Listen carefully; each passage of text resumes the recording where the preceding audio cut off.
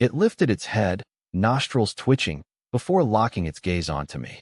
System identification flashed. Sun bear, Helarctos malayanus, adult. Stats: 1.2 m long, 60 kilograms. Traits: omnivorous, aggressive, skilled climber. Status: healthy, attracted by blood. The bear's eyes remained fixed on them. I tensed. I lowered my body, aimed my spear, and gently tapped the semi-conscious Chunimo. Don't make a sound. Hold on tight. The white tiger cub bristled, hiding behind my leg and letting out a tiny, instinctive growl. The sun bear stared, pawing at the dirt. It seemed to be weighing its options, the easy carrion at the tiger den or the living prey before it. Every second felt like an eternity. Then, the bear took a step toward them. Hardcore tips: sun bears are small but fierce. If encountered, maintain distance and back away slowly. Never turn and run, as it triggers their predatory instinct. Survival trivia: when carrying a casualty, use straight, sturdy poles for a stretcher and employ a grid weave for the netting to ensure even weight distribution. The bear's heavy paw sank into the mud. Its small eyes glinted, assessing me as if deciding if I was worth the effort. My muscles coiled. With strength 10.5, I could pierce the bear's throat, but I was burdened by Chunimo and the stretcher. Any sudden movement risked dropping her or breaking the makeshift gear. Agility 8.6 calculated my odds. With my current load, success was under 40%. My perception 7.2 noted the bear's hesitation. It was torn between the easy meal at the den and the curiosity of the living. The bear preferred the defenseless mother tiger, but the movement of the living prey piqued its interest. Recalling the U.S. Army Survival Manual, I knew not to run or show fear. I prepared to make myself look larger. Hold tight. Don't move. Don't speak. My voice was steady, like a project report. Chunmo's fingers tightened on the rattan. I moved. I raised my spear in a wide arc, expanding my silhouette to appear as a formidable, armed threat rather than a mere pack animal. I took a deep breath. Channeling my charisma/leadership 7.7, I projected an aura of calm authority. I let out a deep, guttural roar, a warning from a larger predator. Roar! The white tiger cub joined in. Emboldened, the cub poked its head out and let out a loud, albeit squeaky, challenge. The display worked. The bear paused. It looked between the spear, the human, and the cub. The scent of the tiger den remained a powerful lure. Scavenging instinct won out. With a grunt, the bear turned and trotted toward the tiger den, disappearing into the brush. System alert. Heart rate, 95 BPM, falling. Stamina, 68%, high stress consumption. Crisis averted. I waited 10 seconds to ensure the red that was gone before exhaling. It's gone, I whispered. Chunimo didn't respond. Her breathing was shallow. The stress had exhausted her. I had to get back quickly. Adjusting the stretcher, I moved toward the rock cave. My strength 10.5 allowed me to maintain a steady, rapid pace without jostling my passenger. I opened my attribute panel. I applied my free attribute point to Constitution. Constitution 8.09.0. A surge of warmth flooded my body. My respiratory efficiency improved, and muscle fatigue dulled. I was now more resilient to infection and exhaustion. Constitution 9.0 was vital for surviving the germ-ridden rainforest. Next, I upgraded my skill. First aid practice LV.3.5, LV.4.5. Knowledge flooded my mind. Rehydration rates, fever management, wound debridement, and herbal medicine, all synthesized by the system. 15 minutes later, I checked my status. Hydration, 88%, satiety, 85%. I needed to refuel. I spotted a tree laden with fruit. System identification, Ficus auriculata or Roxburgh fig. Edible, juicy, sweet, rich in hydration, sugar, vitamin C, and fiber. Good for replenishment. I carefully set Chunimo down and picked several ripe, purple-red fruits. I ate to myself. The fruit melted in my mouth, refreshing and sweet. Hydration plus 5%, satiety plus 3%. I then mashed a piece of fruit and brought it to Chunmo's lips. Open up. Chunimo parted her lips slightly. I fed her the pulp, wiping away the juice that escaped, until she swallowed instinctively. I hoisted the stretcher and resumed the journey. 20 minutes later, My satiety dropped to 82%. I spotted wild Colocasia esculenta, but the system warned it was toxic if raw and required thorough cooking. I lacked the time. Nearby, I found palm hearts, tender, curled buds rich in carbohydrates and fiber, safe to eat raw in moderation. I sliced off a few buds with my aluminum blade, eating some and feeding a small piece to Chonimo to suck on. Passing a damp rock wall, I spotted Sabodium barometz, a fern with thick, golden-haired rhizomes. The system identified it as a medicinal herb for stopping bleeding and strengthening bones. I harvested a piece for Chunmo's recovery. Throughout the trek, I frequently checked Chunmo's consciousness. My heightened perception allowed me to monitor her breathing and temperature, which remained elevated but stable. The white tiger cub followed closely. Exhausted, the cub stumbled over roots but kept pace. During a break, I fed it jerky. The cub's amber eyes shifted from fear to clear recognition of me as its new leader. By 3:30 p.m., the rock cave base appeared.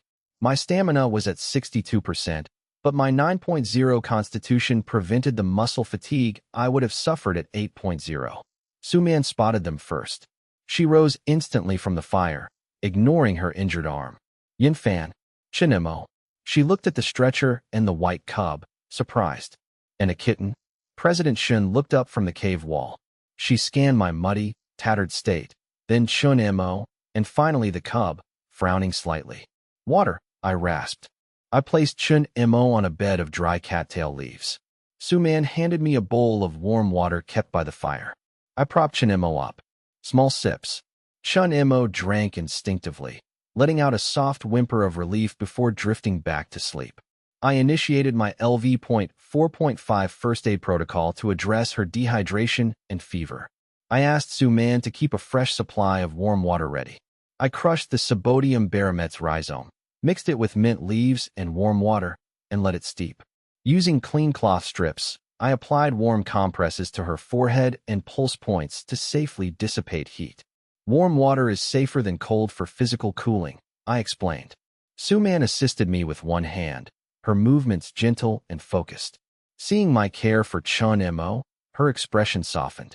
Suman affinity +1, now 83%. President Shin watched silently. She observed my decisive leadership and methodical approach to managing the wounded and the cub. Her assessment of my leadership rose.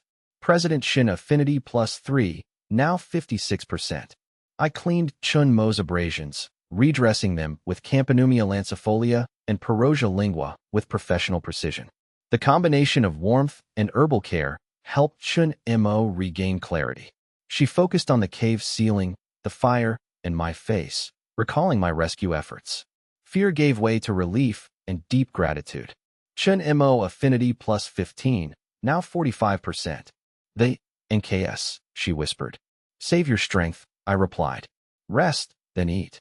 I instructed Suman to cook a soft stew of minced jerky and Enanth javanica. Suman began cooking while the cub remained wary. The cub hid behind a rock, watching the strangers, but eventually approached my offering of water and meat. At 4 p.m., Tang Zheng and Lin Tiantian returned. Lin Tiantian gasped at the sight of Chun-mo and the cub. Yinfan, is that a cat? It's huge. Tang Zheng scanned the scene, noting the new arrivals, and nodded at me. Captain, she reported. The SOS signal is complete. 25 meters of dark rock on the beach, clearly visible. You're safe, she added. Tang Zheng affinity +1, now 74%. I explained the situation. Chun-mo was a survivor from the plane, and the cub was an orphaned white jaguar. Lin Tiantian felt pity for the cub. When she tried to approach, the cub hissed. She quickly backed away. President Shun intervened. Tiantian, collect palm leaves and more cattail leaves, she ordered. Chun-mo needs a better bed, and we need more bedding. Lin Tiantian nodded and dashed out. I looked at President Shun, who continued, she needs rest. We must allocate our limited resources and manpower efficiently. I realized she was actively managing the team's logistics. Agreed, I said. Tiantian will care for Chun-mo, Suman handles food, Tang Zheng oversees defense, and President Shun, you supervise the overall workflow and potassium soap production. President Shun nodded. The team was finally united. 6 people and a tiger cub filled the cave, yet the group operated like a newly assembled, albeit stiff, machine. Everyone had a designated role. I finally sat down to rest after ensuring everything was in order. Fatigue hit me. My stamina was at 55%. I drank the remaining warm water and ate 2 strips of smoked meat and a piece of roasted yam. The benefits of my 9.0 constitution were evident. Energy absorption was rapid, and my muscle soreness faded quickly. My heart rate returned to 70 BPM, a recovery that would have previously taken 30 minutes longer. Su Man stirred the meat and vegetable soup. Shun Qingxiu analyzed the potassium soap mixture. Lin Tiantian laid out new bedding, and Tang Zheng checked the cave's perimeter. Technician Chen rested on the new bedding, her condition stabilizing. The white tiger cub slept beside her, ears still twitching in alertness. Things were temporarily stable. I reviewed my tasks, improving Chen's bedding, deciding the cub's future, and waiting for the soap to solidify. I closed my eyes, relieved that the immediate crisis had passed. Outside, the jungle remained humid and noisy. Inside, the fire crackled, smelling of savory broth. Hardcore tips. When facing predators like sun bears, expand your visual profile with clothing or poles and use a deep, firm voice to discourage them. Survival trivia. The rhizomes of Sabodium barometes are medicinal, but their golden fuzz must be scraped off to avoid irritation. Morning light filtered through the cave entrance. I woke up. My 9.0 constitution had restored my stamina to 85% after 7 hours of sleep. I surveyed the cave with my 7.2 perception. Su Man quietly tended the fire. Chun was breathing steadily, her feverish state improving. Lin Tiantian slept soundly nearby. Shin Qingxiu sat against the wall, clearly uncomfortable on the hard bedding. Tang Zheng was already inspecting the entrance barrier, her movements efficient despite her injury. The white tiger cub watched me, relaxing once it recognized me. System status: stamina 85%, satiety 78%, hydration 82%, heart rate 62 BPM. I checked Chun. Her temperature had dropped to 37.5 degrees Celsius. She was recovering from dehydration and fever, though her immunity remained low. I checked Shin Qingxiu, noting her ankle swelling had subsided and her wounds were clean. Shin Qingxiu woke up, insisting that resources go to the injured rather than her comfort. I confirmed Su Man's arm and head wounds were healing well. Su Man offered me warm water. I checked on her arm. Su Man noted it was itching, a sign of healing. I agreed. Tang Zheng reported that the traps and perimeter were secure. I noted her improved range of motion. I praised her recovery. Tang Zheng smiled slightly. Affinity: Su Man 84%, Tang Zheng 75%. I reviewed the inventory. Starch supplies were critically low, with only 700 G remaining, not enough for a day and a half. While meat was plentiful, the lack of fat risked rabbit starvation, where the body consumes its own muscle. They needed carbohydrates within 48 hours. Water was also tight, with consumption nearing the limit of their supply. The system issued a high-priority warning for starch. I announced the crisis. They needed to find starch and more water today. Shin Qingxiu suggested keeping a ledger for resource management. I agreed. Breakfast was a nutrient-dense meat and vegetable porridge. Lin Tiantian woke up, eager for the meal. I prioritized the injured and the active, taking the smallest portion myself. I tracked the consumption of their dwindling supplies. Lin Tiantian noticed my smaller portion but stayed silent. Shin Qingxiu acted immediately. She transferred meat from her bowl to mine. She stated flatly that I needed the strength. I met Shin Qingxiu's gaze, which held a clear command. Don't you dare refuse. I nodded, accepted the yam, and naturally fed it to her. You need to recover too. Shin froze, hesitated, then gave in and ate it. She chewed stiffly. System: Shin Qingxiu affinity +2, current 58%. Lin Tiantian pouted but stayed silent, focusing on her porridge. Su Man stood up, refilled my water bowl, and placed it beside me. Mr. Li, she said softly, your shoulders are tense. Did you sleep poorly? I stretched my shoulder. I'm fine, just carried someone for a while. Be careful today, Su Man said, sitting closer. I can prepare a hot compress if needed. System: Su Man affinity +1, current 85%. Tang Zheng raised an eyebrow, finished her meal, and walked behind me. Captain, she said, pressing her hand onto my deltoid. My right hand is fine. Let me help. Before I could answer, she applied pressure. Her technique was professional, targeting the exact tension points. I relaxed, recognizing her military training. Tang massaged for a minute, then stepped back, her ears slightly red. System, Tang Zheng Affinity +1, current 76%. Breakfast ended, and I began my briefing. 2 teams today. Lin and I will search the southwest slope for tubers. Tang, find a spot near the cave to dig a water pit. I checked my gear, backpack with supplies, bow and arrows, aluminum blade, and my new 2.2-meter spear. Fully armed, I handed a spare spear to Tang. Use this for defense.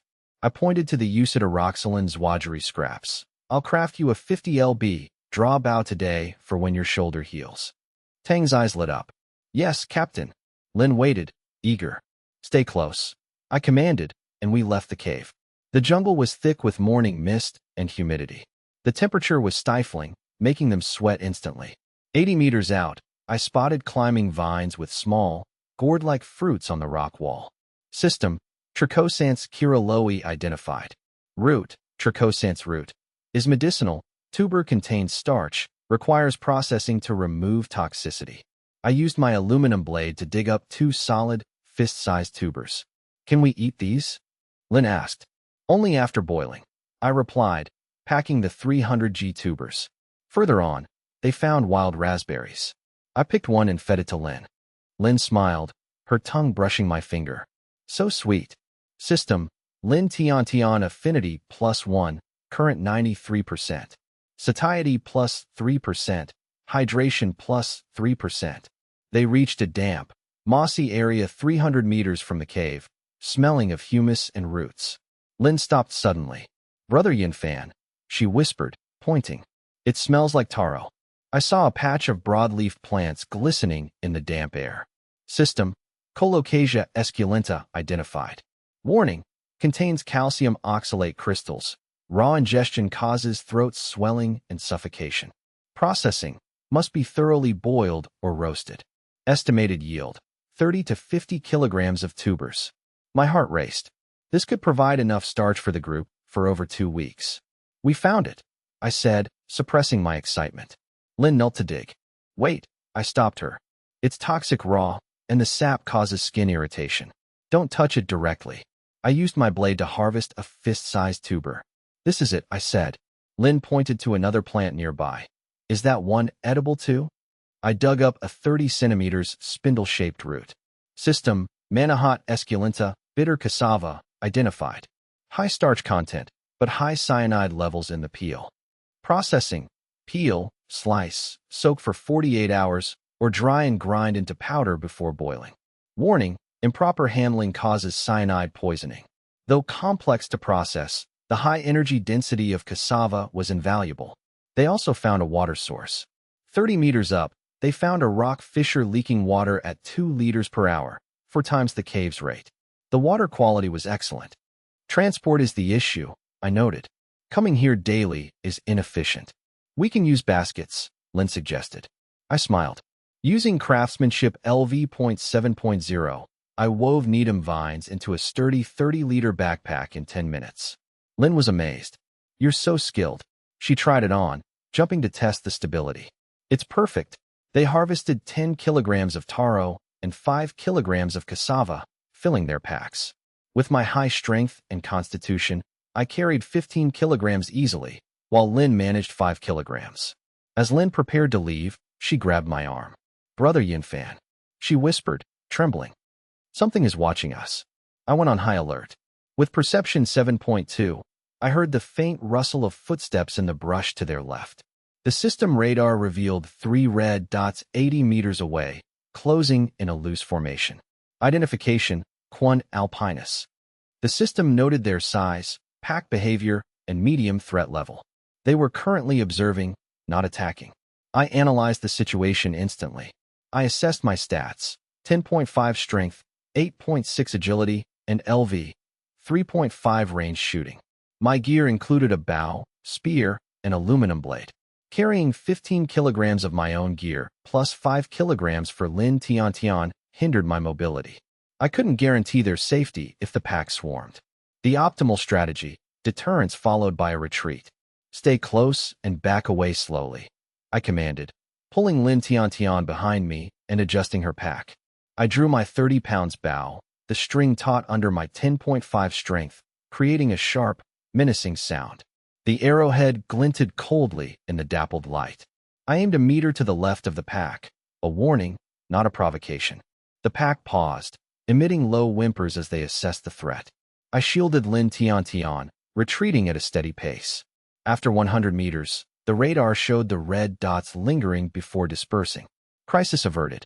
System, agility plus 0.1, 8.7. Lin Tiantian collapsed into my arms, trembling. I patted her back, praising her composure. "Brother Yinfan," she whispered. "The way you shielded me, so cool." She stood on tiptoe, kissed my cheek, then hid her blushing face in my chest. I chuckled, trying to run after a sneak attack. I pulled her close and kissed her lips.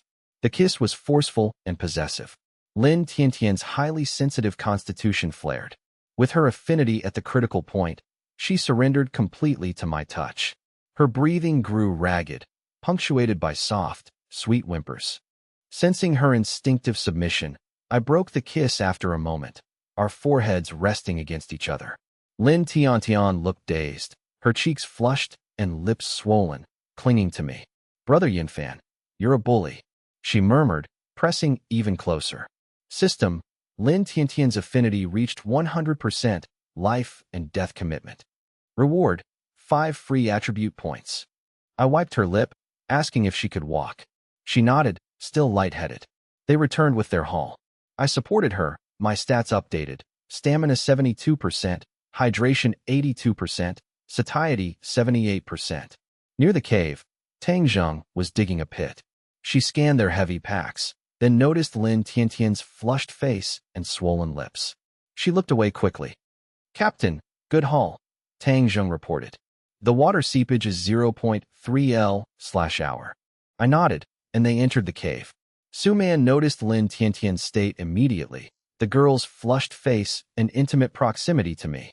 Su Man paused her cooking, eyes downcast. President Shun looked up from her ledger, her sharp gaze lingering on Lin Tiantian and then me. She frowned but remained silent. Technician Shun, leaning against the wall, observed the scene with a twitching lip. "Dopamine, phenylethylamine, norepinephrine," she muttered, "classic peak chemical reaction of love." She retreated into the shadows. Lin Tiantian, oblivious to the others, stayed glued to me, her fingers brushing mine as they sorted the Colocasia esculenta. I was about to speak to Tang Zheng when Su Man gasped in surprise. President Shin exclaimed, "What is this?" I grabbed my spear and rushed to the fire. Lin Tiantian and Tang Zheng followed. Su Man held a dark red, honeycomb-textured rock.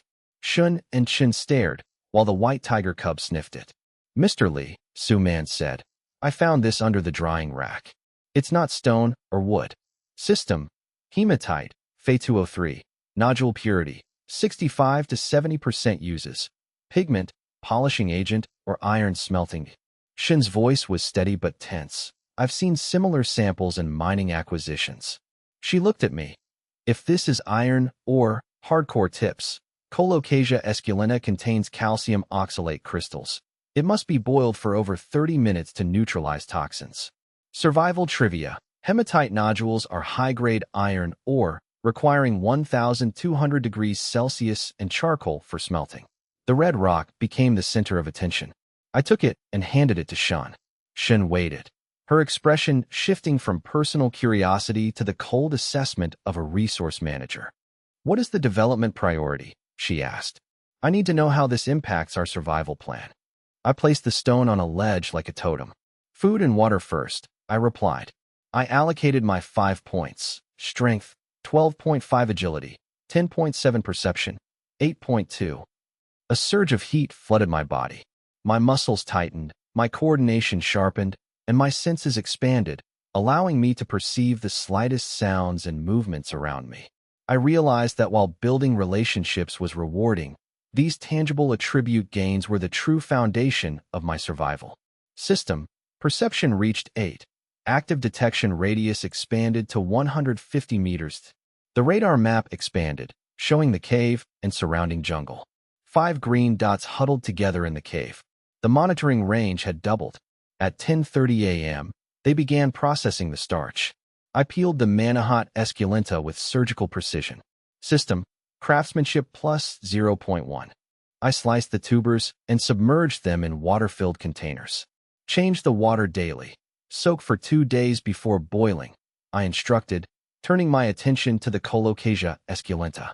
I wove needham vines into simple handbag protectors, leaving my palms and fingertips exposed to safely manipulate the wild Colocasia esculenta in water. Don't use your palms. System. Craftsmanship plus 0.1. I fashioned long tongs from straight branches and vines to scrub the Colocasia under running water without direct contact. Or use these. System. Craftsmanship plus 0.1.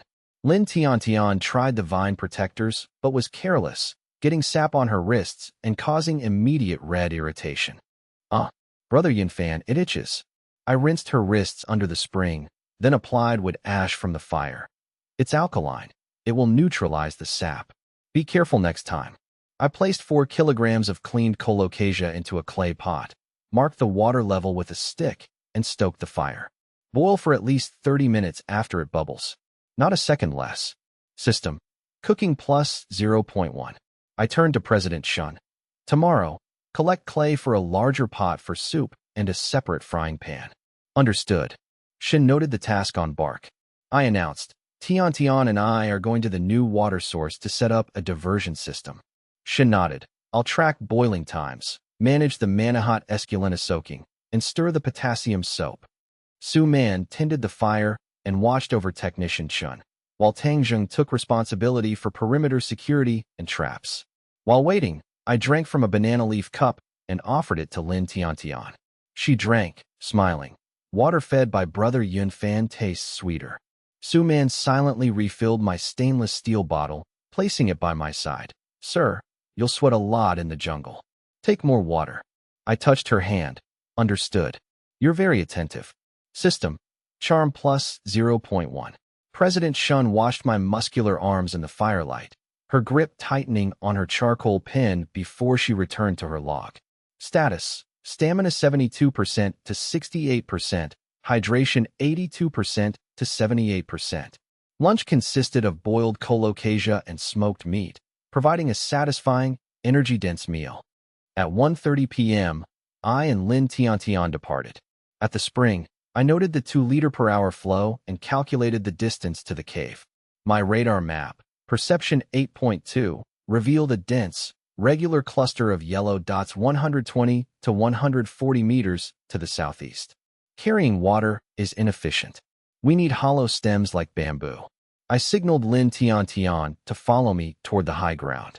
I led with my spear, my heightened perception filtering the jungle sounds and visual cues. 80 meters in, I spotted green, vertical lines through the vines.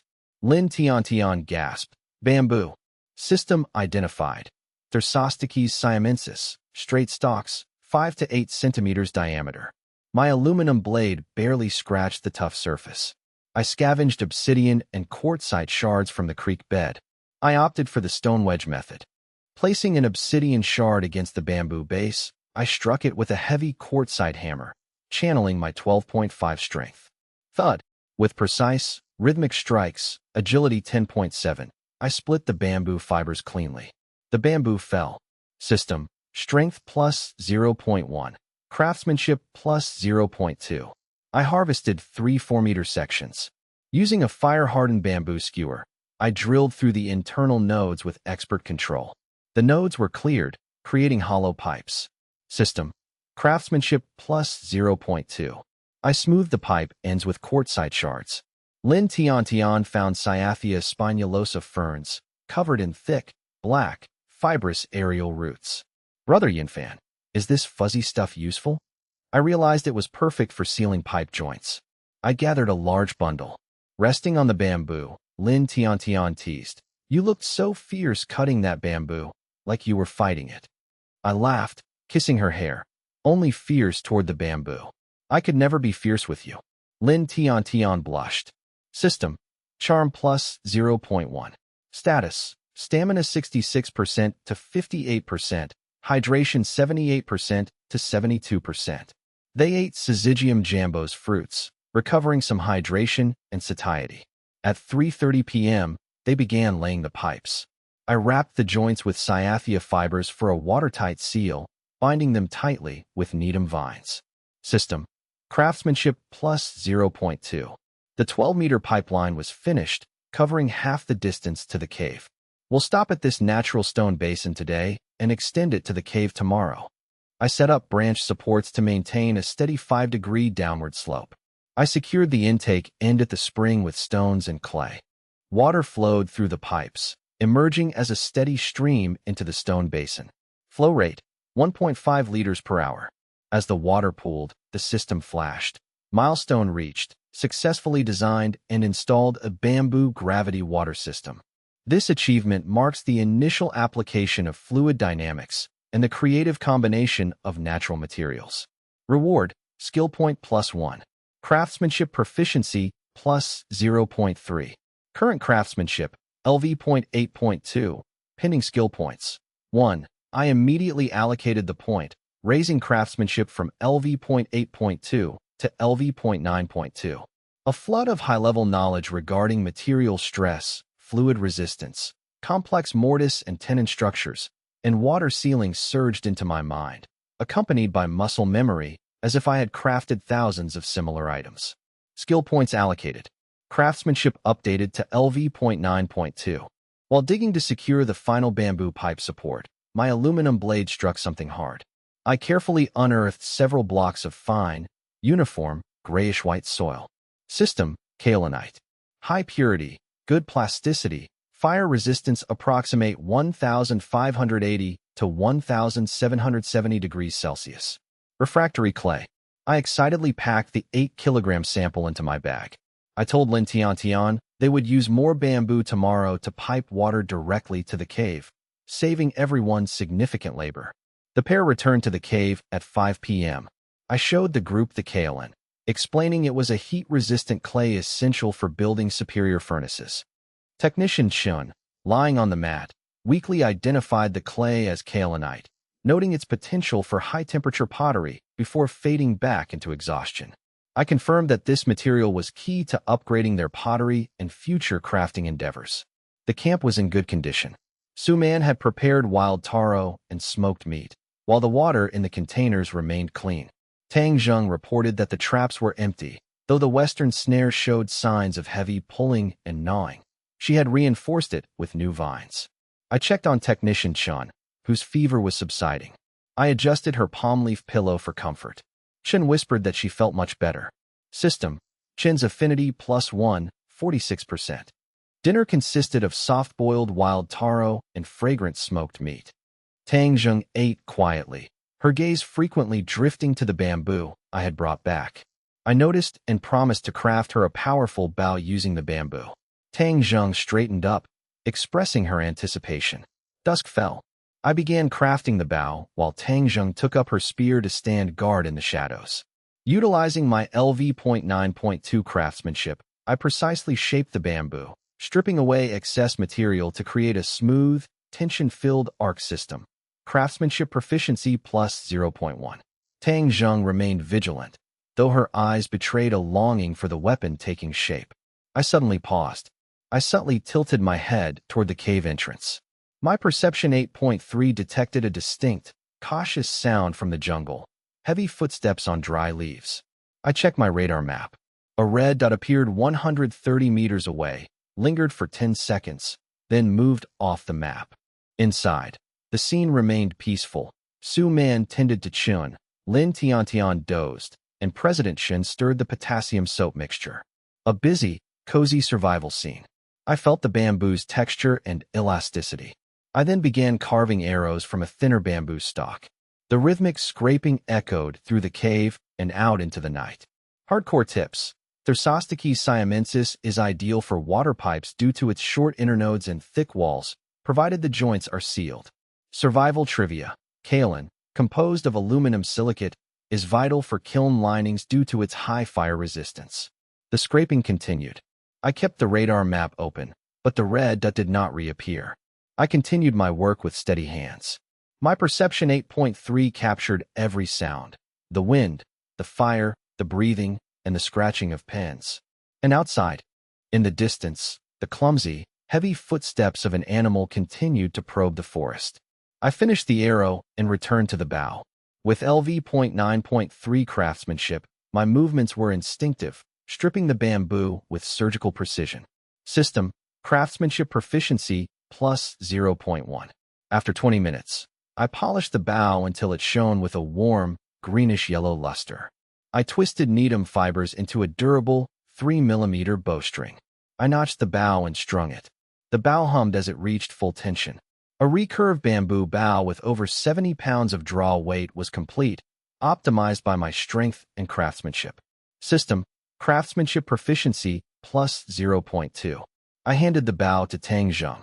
Tang Zheng accepted it with reverence, her fingers tracing the smooth wood. She tested the draw, feeling the bow's power before slowly releasing it. "Thank you, Captain." Tang Zheng's voice was lower than usual, her eyes fixed on the bow with intense brightness. "It's amazing." System notification. Tang Zheng affinity plus 4, current 80%. Watching her focused expression, I added, "Once you've fully recovered, use it to hunt some game for a feast." Tang Zheng nodded vigorously, her fingers still gripping the bow. "I will." Night fell completely. The barrier door was sealed, and the fire was reduced to embers, providing minimal light and warmth. Shadows flickered against the cave walls. I assigned the watch. I took the first half of the night, Tang Zheng the second. "Can your left shoulder handle it?" I asked. Tang Zheng straightened up. "My right hand can operate the weapon fine. Besides," she paused, "I'm a light sleeper. Any movement wakes me." I didn't insist. I began my routine pre-sleep checks. I checked Technician Chen first. His temperature was 37.1 degrees Celsius, down slightly from the evening, and his lips were less chapped. Chen blinked slowly at me in acknowledgement. "Dehydration is improving," I noted. "Drink more water tomorrow." I then turned to President Shun. President Shun was carefully rotating her injured ankle. Her movements were slow, but she clearly had regained some mobility. "The swelling has mostly gone down." I pressed the side of her ankle. "Does it hurt?" President Shun winced. "A little, but not sharply. Try using crutches tomorrow, but don't put weight on it." She nodded, her gaze lingering on my face before she looked away. "Understood." Finally, I turned to Su Man. I knelt beside Su Man, whose right arm was still supported by a professional splint and sling. I gently lifted her forearm. "Any numbness or tingling?" Su Man shook her head, her voice soft. "No, just a bit sore." I adjusted the sling knot. As we stood close, my breath brushed her ear, causing her to stiffen before she slowly relaxed and lowered her head. With the knot adjusted for better comfort, Su Man whispered, "Thank you, Mr. Li." System notification. Su Man affinity plus 1, current 86%. Lin Tian had already prepared their sleeping mats and patted the spot beside her as I finished my rounds. I sat down. Lin Tian immediately clung to me like a koala, wrapping her arms around my waist and burying her face in my shoulder. "Brother Yunfan," she murmured into my clothes, "I can't sleep well without you. I keep having nightmares." I pulled her into my embrace and kissed her forehead. "Go to sleep. We have work tomorrow." Lin Tian nuzzled against me, finding a comfortable position, and her breathing soon steadied.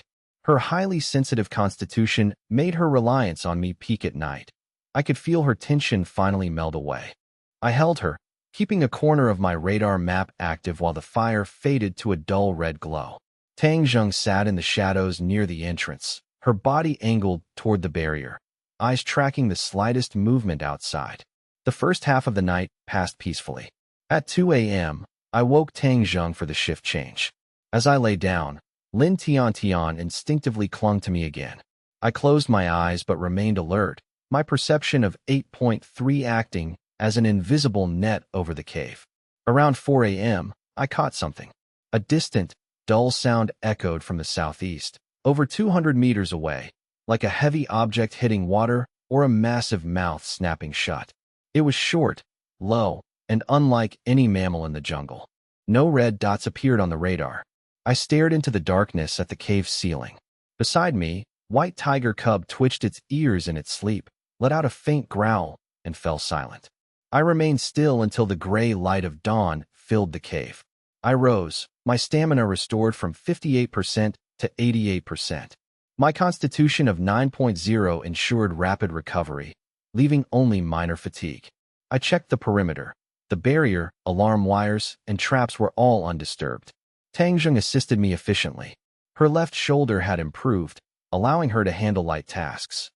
The night was quiet, she reported, except for that strange sound at dawn. I nodded. I heard it. Focus your surveillance on that direction today. Breakfast consisted of boiled wild taro and smoked meat, providing a hearty, satisfying meal. Halfway through, I set down my coconut bowl. Our food supply is stable for now, I announced. But we have a new problem. We have 0 salt reserves. President Shin looked up from her chopsticks. A long-term lack of salt will cause physical collapse and neurological issues, I explained.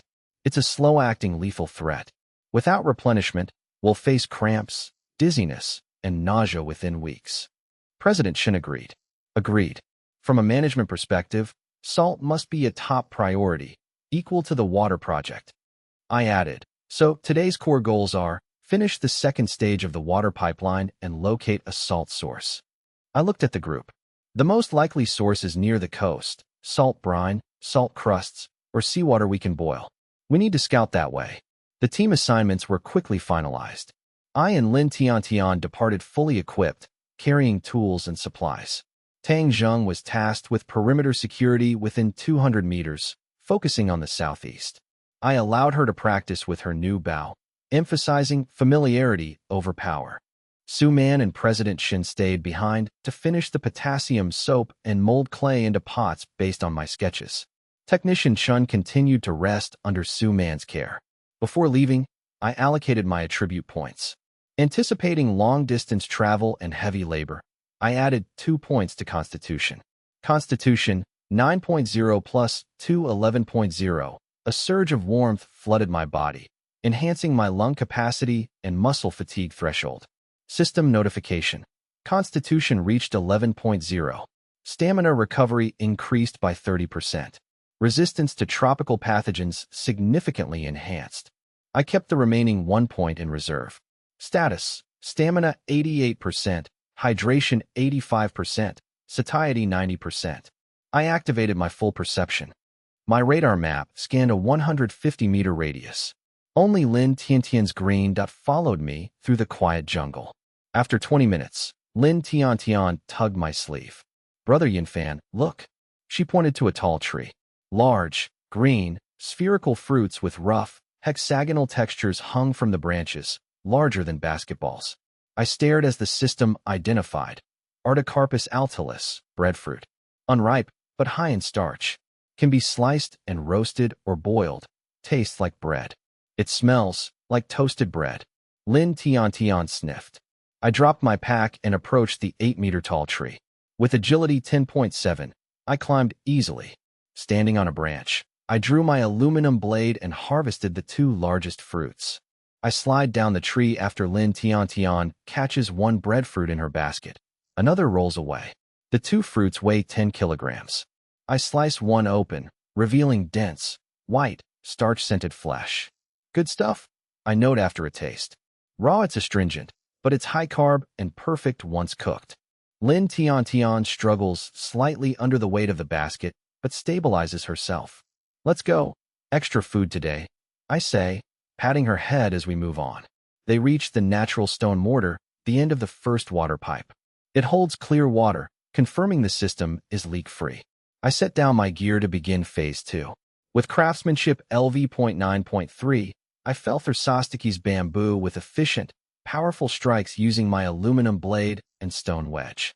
System, strength plus 0.1. Lin Tiantian assists by gathering materials and fanning me with banana leaves, occasionally offering sips of water. When she wipes my sweat, I kiss her. She beams, blushing. System, charm plus 0.1. I accelerate the pipe processing, improving seals with cyathea fibers and a kaolin mud paste for better durability. System, craftsmanship plus 0.3. The pipeline extends further. After 100 meters, the terrain slopes downward, vegetation thins, and white salt crystals appear on the soil. System, coastal area. Soil contains sea salt crystals, extractable via leaching and evaporation. I taste the soil. It is salty and bitter. The radar map shows a cluster of yellow dots 160 meters southeast, likely a rock formation or mineral deposit. I pause my work. I assess my progress. 100 meters laid today, with 50 meters left to reach a natural rock hollow above the cave. Finish this section first. I decide, identifying the hollow as a vital reservoir. By noon, I connect the final 50 meters, and water begins flowing into the hollow. The water project has now advanced 200 meters in total. System, milestone, bamboo gravity water system, phase 2 complete. Total distance, 200 m. Reward, skill point +1. Craftsmanship LV point 9.5. I save the skill point and prepare lunch. Using a glass shard to focus sunlight, I ignite tinder to roast the breadfruit slices. The fruit turns golden and fragrant, providing a satisfying, savory meal. Status, satiety +8%, hydration -3%. I decide to scout the yellow dots. Stay here, collect more fibers. Don't wander. I instruct Lin Tian. She nods, concerned. I take my spear and blade, moving stealthily toward the southeast. I emerge at a 15-meter-high eroded cliff overlooking a turbid, greenish tidal pool. White salt frost coats the cliff, with yellow brine seeping from crevices to form thick crusts. System, salt purity 70 to 80%, edible after processing.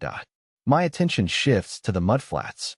Massive three-toed footprints, longer than my forearm, are pressed deep into the mud. Nearby, thick mangrove crab shells are crushed into fragments. System, Crocodylus porosus, saltwater crocodile, tracks. Estimated length, 4-5 m. Danger, extreme. I freeze, crouching behind a reef, scanning the area. The pool is murky. Beyond it lies a larger, oil-slicked pond.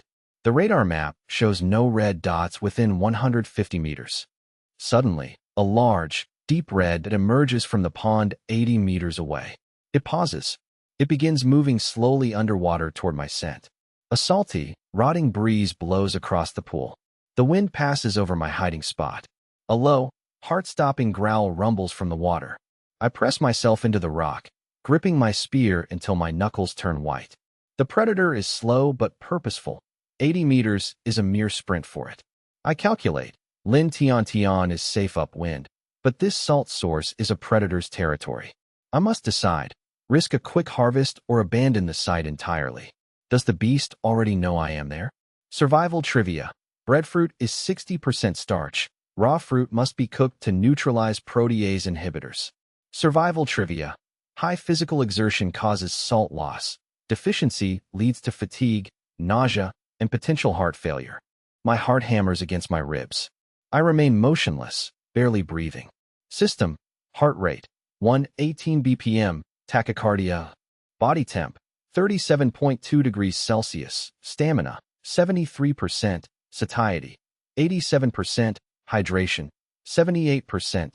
On the map, the red dot advances, 70 m, 65 m, 60 m, heading straight for my reef. I scan the salt field through the rock gap. The salt frost is plentiful, enough for a month, but the massive footprints and crushed shells confirm the danger. System, Crocodylus porosus. Stats, 4.5-5.2 m, 600 to 800 kilograms. Attacks, ambush, death roll, 2-ton bite force. Weaknesses, eyes, upper jaw, flanks. Behavior, territorial apex predator, highly sensitive to vibrations and movement. I survey the terrain. A narrow, 2-meter-wide passage between the cliff and reef offers a potential escape route. I weigh my options, flee and risk triggering a chase, or attempt a high-stakes harvest of the essential salt. Options: 1. Scrape salt while exposed, suicide. 2. Kill the salt field's lord. I chose the latter. I devised a plan. Use smoked meat as bait, Funnel the beast into a narrow path, blind it with arrows, and deliver a finishing blow with a spear thrower. I allocated my final attribute point to strength. Strength, 12.6 plus 1, 13.6. Explosive power surged through my body. My muscles felt rewoven, and my grip strength increased to the point where I felt I could crush stone. System. Strength 13.6 exceeds human limits. Explosive power and control significantly enhanced. I assign my skill point to range shooting. Range shooting. LV point 3.5 plus 1 LV point 4.5. Muscle memory flooded my mind, refining my intuition for arrow trajectories and target prediction, stabilized by my new physical base. System. Range shooting LV point 4.5 reached. Accuracy and prediction improved. Strength bonus, plus 20% bow stability, plus 15% arrow velocity. Range shooting, LV point 4.5, points, 0. Time to act. I sliced 200 g of smoked meat into small pieces to maximize the scent. I moved to an upwind position and tossed the meat 3 meters into the narrow passage. I retreated 20 meters to a rock crevice, gaining a clear view of the passage and an open escape route. Weapons ready. I drew my Usidaroxylon Zwajiri bow. With 13.6 strength, the 30 pounds draw felt weightless. I readied 3 arrows. I placed my spear and thrower nearby, my final trump card for a precision strike. I holstered my aluminum blade. The system radar showed a red dot 50 meters away, moving toward the passage. Wait. I slowed my heart rate to 90 BPM, entering a hyperfocus state. With 8.3 perception, I tracked the faint sounds of the Crocodylus porosus. Stamina, 68%. The water broke silently. A massive, scaled head emerged, 35 meters away. Its cold, vertical pupils scanned the shore. It caught the scent. The 700-kilogram beast crawled onto land, its massive body filling the narrow passage. It reached the bait and lowered its head. I held my breath. I drew the bow effortlessly, locking my sights on the beast's right eye. I released. The arrow struck true. The arrow shattered the eye and embedded deep. The Crocodylus porosus roared, shaking off the shaft, and charged with terrifying speed. It bore down on me like a tank. I fired a second arrow into the beast's gaping maw. The beast ignored the pain, closing to within 10 meters. I dropped the bow and grabbed my spear.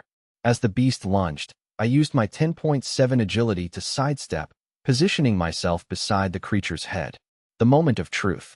Channeling my 13.6 strength, I thrust the spear into the beast's open mouth. The spear thrower amplified my force, driving the tip deep into the soft tissue of the upper palate. The Usidaroxylon Zwajiri spear pierced the skull base, wedging into the cervical spine. The beast shuddered. Its momentum vanished instantly. It collapsed dead. Its limbs twitched in a final, dying spasm. The spear held firm, refusing to snap under the pressure. I leaped back, drawing my aluminum blade. After a minute, the twitching ceased. The red dot vanished from the radar. System. Successfully killed apex predator Crocodylus porosus. Milestone. First independent kill of a giant creature, greater than 500 kilograms, using custom gear. Rewards, skill point +1, range shooting plus 0.5, melee blocking plus 0.4. Ranged shooting, LV point 5.0, melee blocking, LV point 0.4. Skill points, 1, status, stamina, 58%, heart rate, 135 BPM, hydration, 74%. Despite the exertion, my high constitution and strength ensured a rapid recovery. Death confirmed. I prodded the carcass to be sure. It was limp. I had to be quick. Other predators might be nearby. Time to harvest salt. Using my LV point 9.5 craftsmanship, I efficiently scraped 1.6 kilograms of salt from the rocks, wrapping it in banana leaves. I quickly processed the crocodile carcass. Time was short, so I prioritized the most valuable parts. I cut a 60 centimeters section of the thickest tail muscle, using my 13.6 strength to handle the heavy meat with ease. I pried out an 8 centimeters canine tooth for a tool, wrapped it, and ignored the rest of the hide. System. Crocodile tail muscle, high protein/fat. Must boil 30+ minutes to kill parasites. System. Crocodile tooth, dense enamel. Can be polished into a drill, carving tool, or weapon tip. Wrapping the meat and salt in large Colocasia esculenta leaves, I cleaned my bloody hands in the sand and departed the salt field. I moved quickly, stamina dropping to 52%, scanning for threats with my perception. I arrived at the rock hollow near the water project. Lin Tian, gathering Cyathea spinulosa fibers, looked up and paled at the sight of my blood-stained appearance. Brother Yinfan, are you hurt? It's not my blood, I said, dropping the bundle. Help me get some water. I unwrapped the meat and salt, then used the clear water in the rock hollow to scrub the dried blood from my skin and soak the meat. I washed the meat, then used my aluminum blade to divide the 60 centimeters tail into 4 manageable 3 to 4 kilograms blocks. I placed the clean, pale pink meat and salt on banana leaves. I then stripped off my sweat and blood-soaked shirt. My body, transformed by 10 days of wilderness survival and attribute upgrades, was exposed to the humid air. My physique was now lean and powerful, with well-defined, functional muscle lines, broad shoulders, sculpted back, and clear abdominal blocks. My skin was a healthy, tan shade, glistening with moisture. It was a body forged by survival, radiating an intense, primal masculine aura. Lin Tian held her breath. Her gaze was locked on my chest and waist. Her face flushed deep red, and her sensitive constitution made her heart race and fingertips tingle at the sight and scent of me. Ignoring her, I washed my shirt, used it to wrap the meat and salt, and tied the bundle with vines. I packed the bundle into my bag and zipped it tight. I shouldered the 25 kilograms load, the straps digging into my bare shoulders. Let's go, I said to the stunned Lin Tian.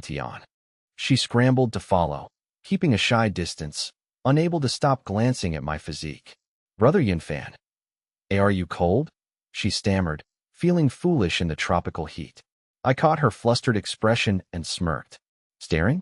Want a touch? It's free. Lin Tian jumped back, face burning, heart hammering. Why you're terrible. I chuckled and turned away, my back muscles flexing. Let's move. We need to get this salt and meat back. Lin Tian followed, her mind replaying my words, her face still flushed. Near the cave entrance, Tang Zheng emerged from the bushes, her gaze sweeping over me. The former elite operative's pupils contracted slightly.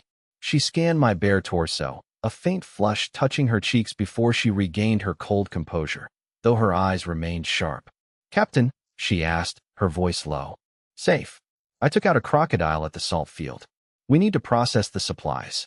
Tang Zheng nodded and took up the rear, though she couldn't help but glance at me, her ears turning pink. System. Tang Zheng affinity plus 5, 85%. Reached admiration milestone. Reward, 3 attribute points. I entered the cave, my presence immediately shifting the atmosphere. The firelight caught my sweat-slicked, muscular frame, and the scent of my exertion filled the air. President Shin stopped stirring the potassium soap, her eyes widening. She quickly looked away, though her heart raced, and she continued to sneak glances at me. Suman stood up, scanning me for injuries. Her eyes softened, a blush creeping up her neck as she stared at my shoulders and chest before looking down, trembling. System. Suman affinity plus 3, 90%. Technician Chin sat up, her pale face flushing as she hid back in her hoodie. White tiger cub sniffed the bag, whining for food. Lin Tian felt a strange sense of pride, having seen me first. The air in the cave felt thick. I ignored the stares, setting down the bag and unpacking the meat and salt. President Shun, you're in charge of salt purification with Suman Technician Chin. Guide them on the process. President Shun cleared her throat and began working, though her eyes kept drifting to my waist. Suman approached with a damp cloth, her voice soft. Mr. Lee, let me wipe the sweat and mud off your back so you don't catch a cold. She touched my skin gently, her eyes downcast. System. Suman affinity plus 1, 90%. Tang Zheng, I called out. Understood, Captain. Tang Zheng stood at attention, eyes locked on me.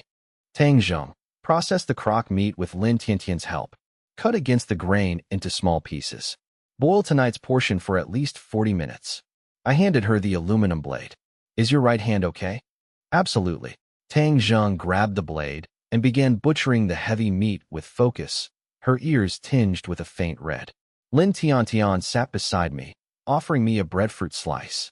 She leaned in, her hand resting naturally on my thigh. Brother Yinfan, hungry? Have a bite. I ate the slice while observing the women working in the cave. I stood up, stretching my shoulders. I'm going to the hot spring for a quick wash. The women paused momentarily at my words. Once I vanished behind the vines, the cave's tension shifted into a lingering, quiet intimacy. Shen Qingqiu stirred the salt water, flushed. Su Man sorted meat with trembling fingers. Tang Zheng chopped with intense, rhythmic force, while Lin Tiantian gazed dreamily toward the spring. The white tiger cub sniffed the crock meat, whining and wagging its tail. I washed away the sweat and blood in the sulphurous spring. I returned shirtless, ready for work. As I re-entered the firelight, all eyes turned to me. My muscles glistened with moisture, my damp hair adding a rugged, lazy charm to my appearance. Shen Qingqiu looked away, breathless. Su Man offered a warm cloth, her fingers brushing my arm.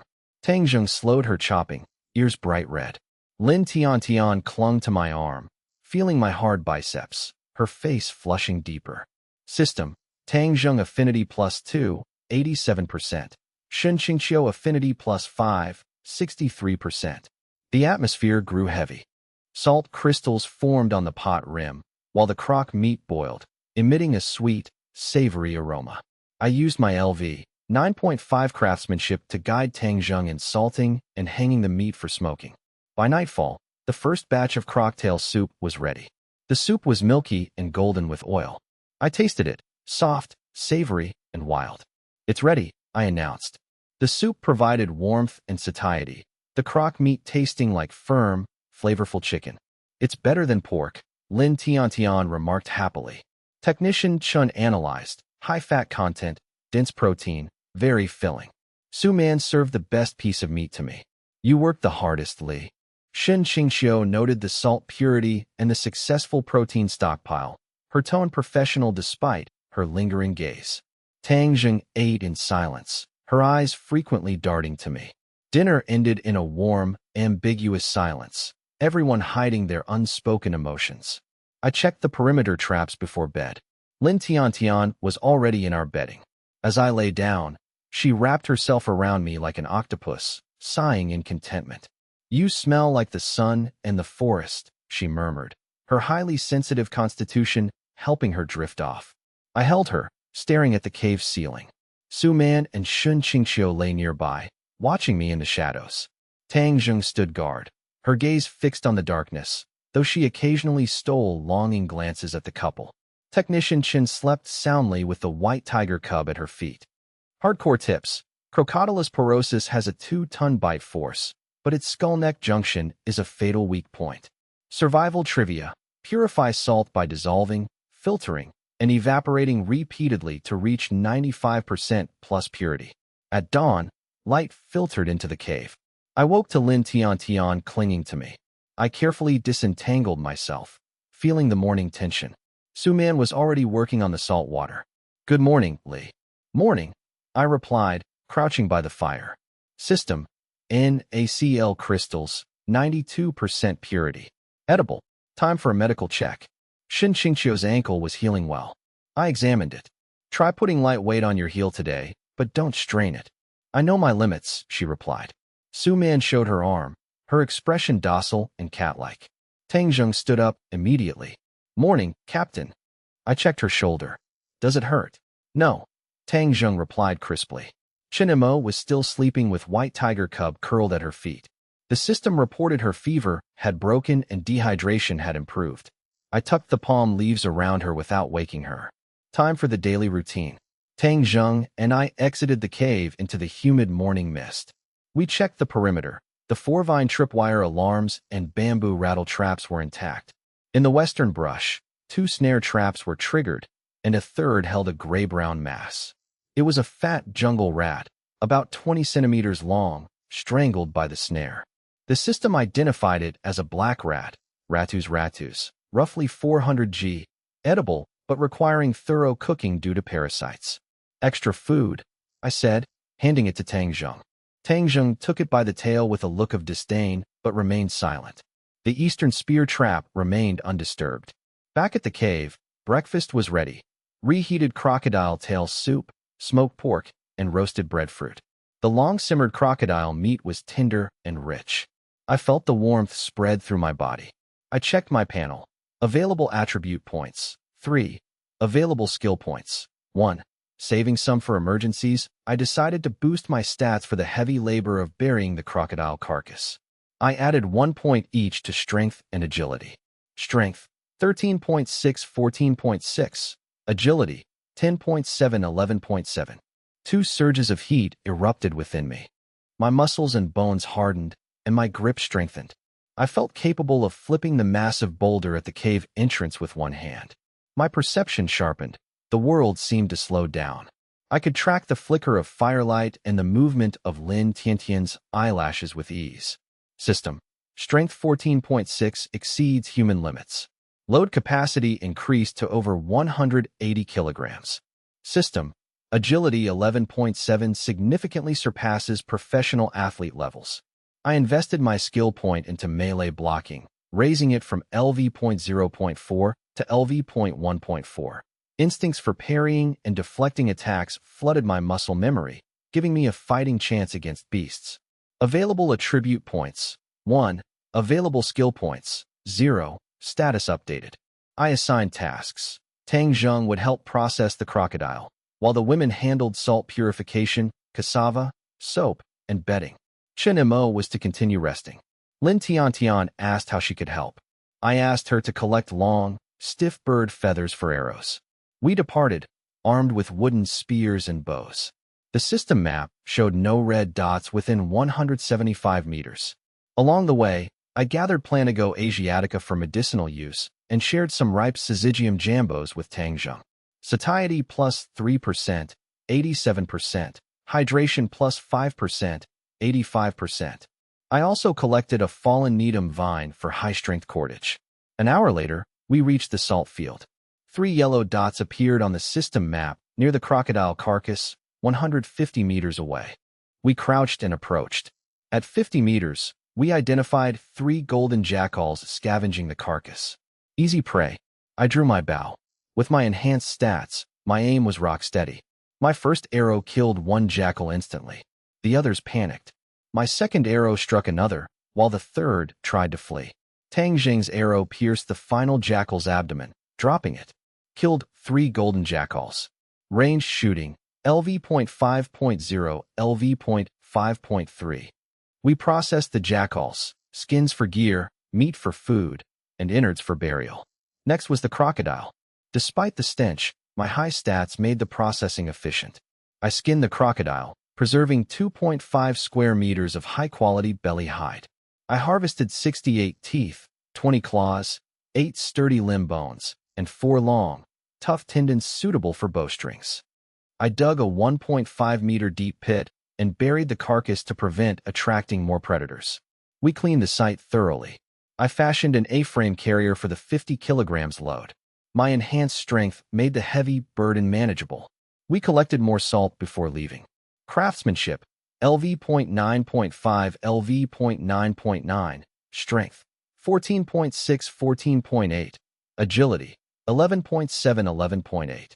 System, milestone reached, systematically processed a giant animal carcass. Reward, skill point +1. I kept the point for later and returned safely. Back at the cave, the others were stunned by the haul, especially the massive crocodile skin. Lin Tiantian cheered, impressed by the size of the hide. President Shen noted the utility of the materials for tools and gear. I hydrated, my stamina at 72%. Suman offered me food and water. I took a bite and playfully nibbled her fingertips. Suman blushed but didn't pull away. Suman affinity +1, 91%. We enjoyed a hearty meal of stewed jackal meat and wild taro, seasoned with the fresh salt. Afternoon chores, President Shun, Suman, and Lin Tiantian refined salt, processed cassava, soaked 48 hours, now ready for boiling, and monitored potassium soap solidification. Lin Tiantian reinforced everyone's bedding with cattail leaves and palm fibers. Chen Mo watched from her mat, offering occasional advice. Tang Zheng scraped wolf hides, applying wood ash to cure them. I worked alone on the final stage of the water diversion system, connecting the mountain rock hollow to the cave. I cut bamboo, laid pipes, and built a bamboo scaffold over a steep 10-meter slope to ensure a steady, splash-free flow. With craftsmanship LV.9.9 and agility 11.7, I secured joints with kaolin mud and Cyathea spinulosa fibers, moving across the rocks with ease. I directed the water into a natural stone basin outside the cave, a 150 by 90 by 35 centimeters tub with a drainage crack to prevent stagnation. By 4 p.m., the water flowed. Clear spring water trickled into the basin at 1 liter per hour, providing a constant supply for washing and food prep. Craftsmanship LV.9.9 LV.10.0 System. Craftsmanship reached human theoretical limit. You can now perform high-precision manufacturing under primitive conditions. Master Craftsman status achieved. I wash my face, feeling refreshed. Stamina 78%, hydration 92%. Returning to the cave, I announced, the mountain water project is complete. Fresh water is at our doorstep. The women cheered. Lin Tiantian ran to check, returning with glowing eyes. It's so clear. No more long walks for water. Brother Yunfan is the best. At dusk, I checked the smoked boar and crocodile meat, adjusting the rack and adding fuel. I then processed the crocodile skin using my LV.10 craftsmanship, scraping the membrane efficiently. I prepared tendons for drying and fashioned a bone chisel and daggers from crocodile bones and teeth. Lin Tiantian brought me various bird feathers she collected. Brother Yunfan, are these enough? Perfect. Using my high agility, I selected the best feathers for new arrows, planning to finish them tomorrow with bamboo, fire-hardened tips, and needham fibers. Dinner was boiled cassava and smoked crocodile. The cassava was safe and chestnut-like, bringing visible joy to the group. Afterward, I crafted a flute from a section of Thersostoches siamensis, precisely carving the holes with my aluminum blade. I played a melody. The cave went silent as the clear, soulful notes echoed. I played Homecoming, my music drifting through the vines into the tropical night. As the music ended, Su Man wiped a tear. Lin Tiantian hugged my arm, trembling. Brother Yunfan, I miss home. President Shin stared into the fire, lips pressed tight. Tang Zheng watched me, her cold expression softening. Chun Mo watched quietly from her hoodie. The white tiger cub tilted its head. My grandfather used to play the flute in our bamboo grove, I said softly. I used to find it noisy, but now, I'd give anything to hear it again.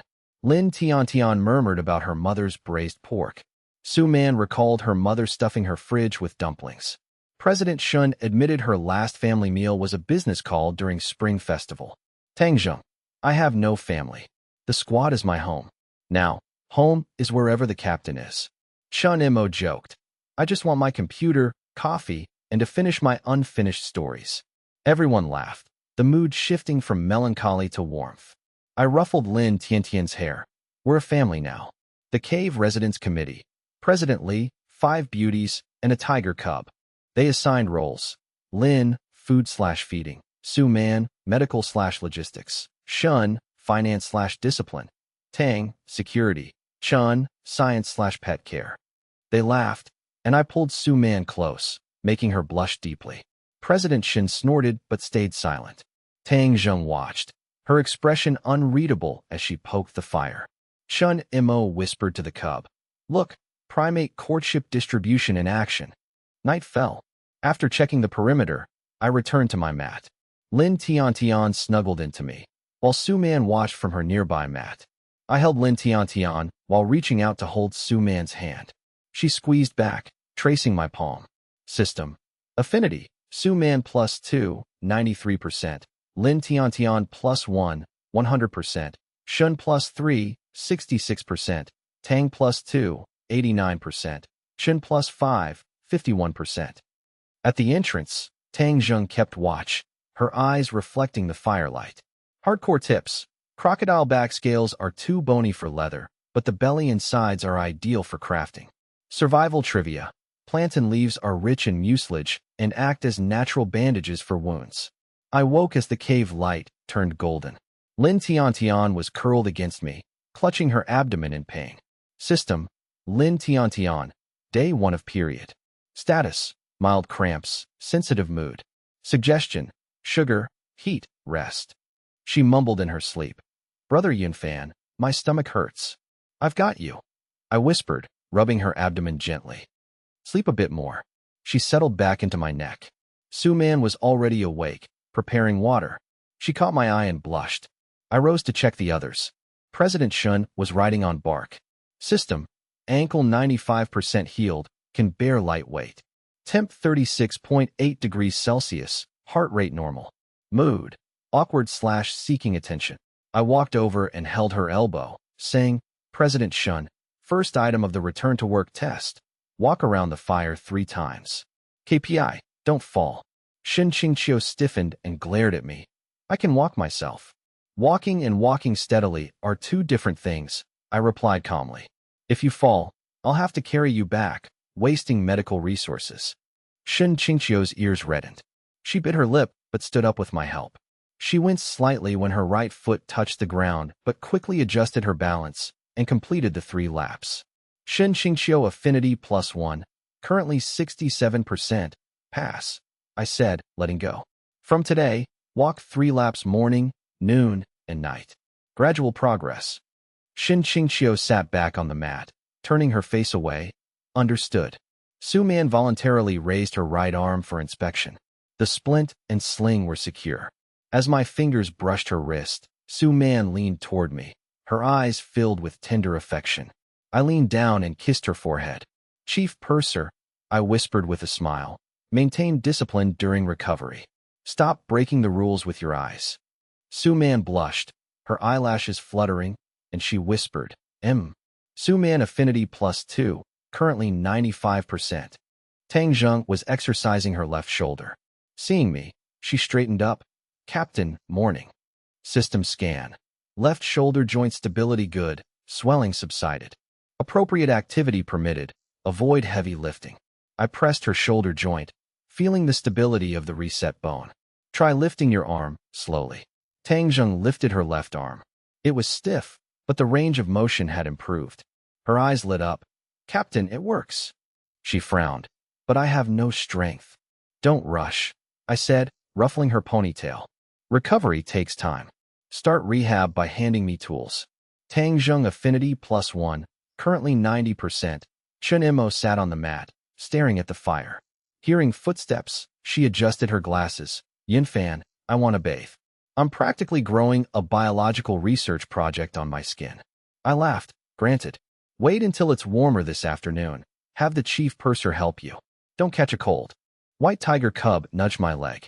The cub, 3 months, for days old, 9 kilograms, had grown, its white fur gleaming in the morning light. I rubbed its head, and the cub purred contentedly. Breakfast consisted of roasted breadfruit slices, smoked crocodile meat, and boiled Manhua esculenta, which had been soaked and boiled for 30 minutes to remove toxins. The chestnut-like texture of the Manhua esculenta paired perfectly with the salty smoked crocodile meat. After eating, I cleared my throat. Good morning, ladies, I said, scanning the 5 faces. It's day 12 on this deserted island, January 8th, 2026. In IT terms, our second sprint begins. Let's have a stand-up meeting. Review first, I said calmly. We were unlucky. We almost died. Lin Tian shrank back. Su-man lowered her head. Shin Qingqiu pursed her lips. Tang Zheng stood straight, and Chun Mo adjusted her glasses. But we were luckier, I continued. Not one of us is missing. We're all here eating breakfast. This is thanks to everyone's persistence. I paused to let the words sink in. I know you all want to go home. I do too. But it's been 12 days without a single plane. We must accept that this instance might be much longer than expected. The cave fell silent, save for the crackling fire. So, we must switch from the passive waiting for rescue mode to the active, building a home mode, I stated firmly. In terms of survival, I'm the human Wikipedia. I'm the captain of this survival squad. Any objections? No one spoke. Their eyes showed trust and reliance. Chun Mo muttered, You were already carrying us anyway. Passed unanimously. I nodded. Rule 1. I have final say on safety, resource allocation, and strategy. This isn't dictatorship. It's to ensure we don't miss opportunities due to debate. Agreed. Everyone nodded. Division of labor, I said, looking at Shun Qingqiu. President Shun, you're our chief operating officer. Manage supplies, project progress, discipline, and turn my wild ideas into SOPs. Basically, manage the accounts, the people, and keep me in check. Shun Qingqiu didn't object. Tian, I turned to Lin Tian. You're the chief discovery officer. Your eyes are gifted. Finding food, tools, and oddities is your job. Later, you'll handle farming and poultry. Lin Tian's eyes lit up. Task accepted. Chief Purser, I looked at Su Man. You are the head of Life and Health Security Department. Fire, water, food, hygiene, and nursing are your domain. Your goal is to elevate our survival quality. Su Man blushed and nodded. I will do my best. Tang Zheng, I looked at her. Appointed Director of Security and Force Output. Defenses, traps, hunting, patrols, and physical training are yours. You are our sword and shield. Tang Zheng straightened. Yes. Consultant Chun. I looked at Chun Mo. You are Chief Technology and Strategic Deception Officer. Tool improvement, infrastructure, energy concepts, training White Tiger Cub, and Black Tech are your responsibilities. Also, use physics to comfort Tian if Shun cuts her snacks. Chun Mo adjusted her glasses. I'll try. The plan has 3 steps, I summarized. First, establish the 6 foundations: water, food, shelter, hygiene, safety, and medical care. Second, farming and breeding. Third, tech tree development and automation. I stood up. We are family now. The rules are set, roles assigned. Let's build this cave residence committee into the island's model community. Yes. Lin Tian cheered. The others agreed. System prompts. Shun Qingqiu affinity +5, 72%. Su Man affinity +3, 98%. Tang Zheng affinity +10, 100%. Milestone, life and death commitment. +5 free attribute points. Chun Mo affinity +5, 56%. Lin Tian affinity +2, 100%. After the meeting, I pulled Lin Tian aside, placing a hand on her abdomen. Is it painful? Lin Tian blushed, realizing I knew. She shook her head and leaned into me, a bit bloated. And what about that? What do I do? She asked, voice trembling. Leave it to me, I said, ruffling her hair. I turned to Su Man. Chief Purser, come with me for materials. Tian, rest. Shun, watch the cave. Tang, patrol. Chun, keep resting. 10 minutes later, I and Su Man searched near the cave. A sanitary pad is like a sandwich, I explained, system database active. A breathable layer, an absorbent core, and a leak-proof base. We'll make one from nature. They went to a Musa itinerant's grove.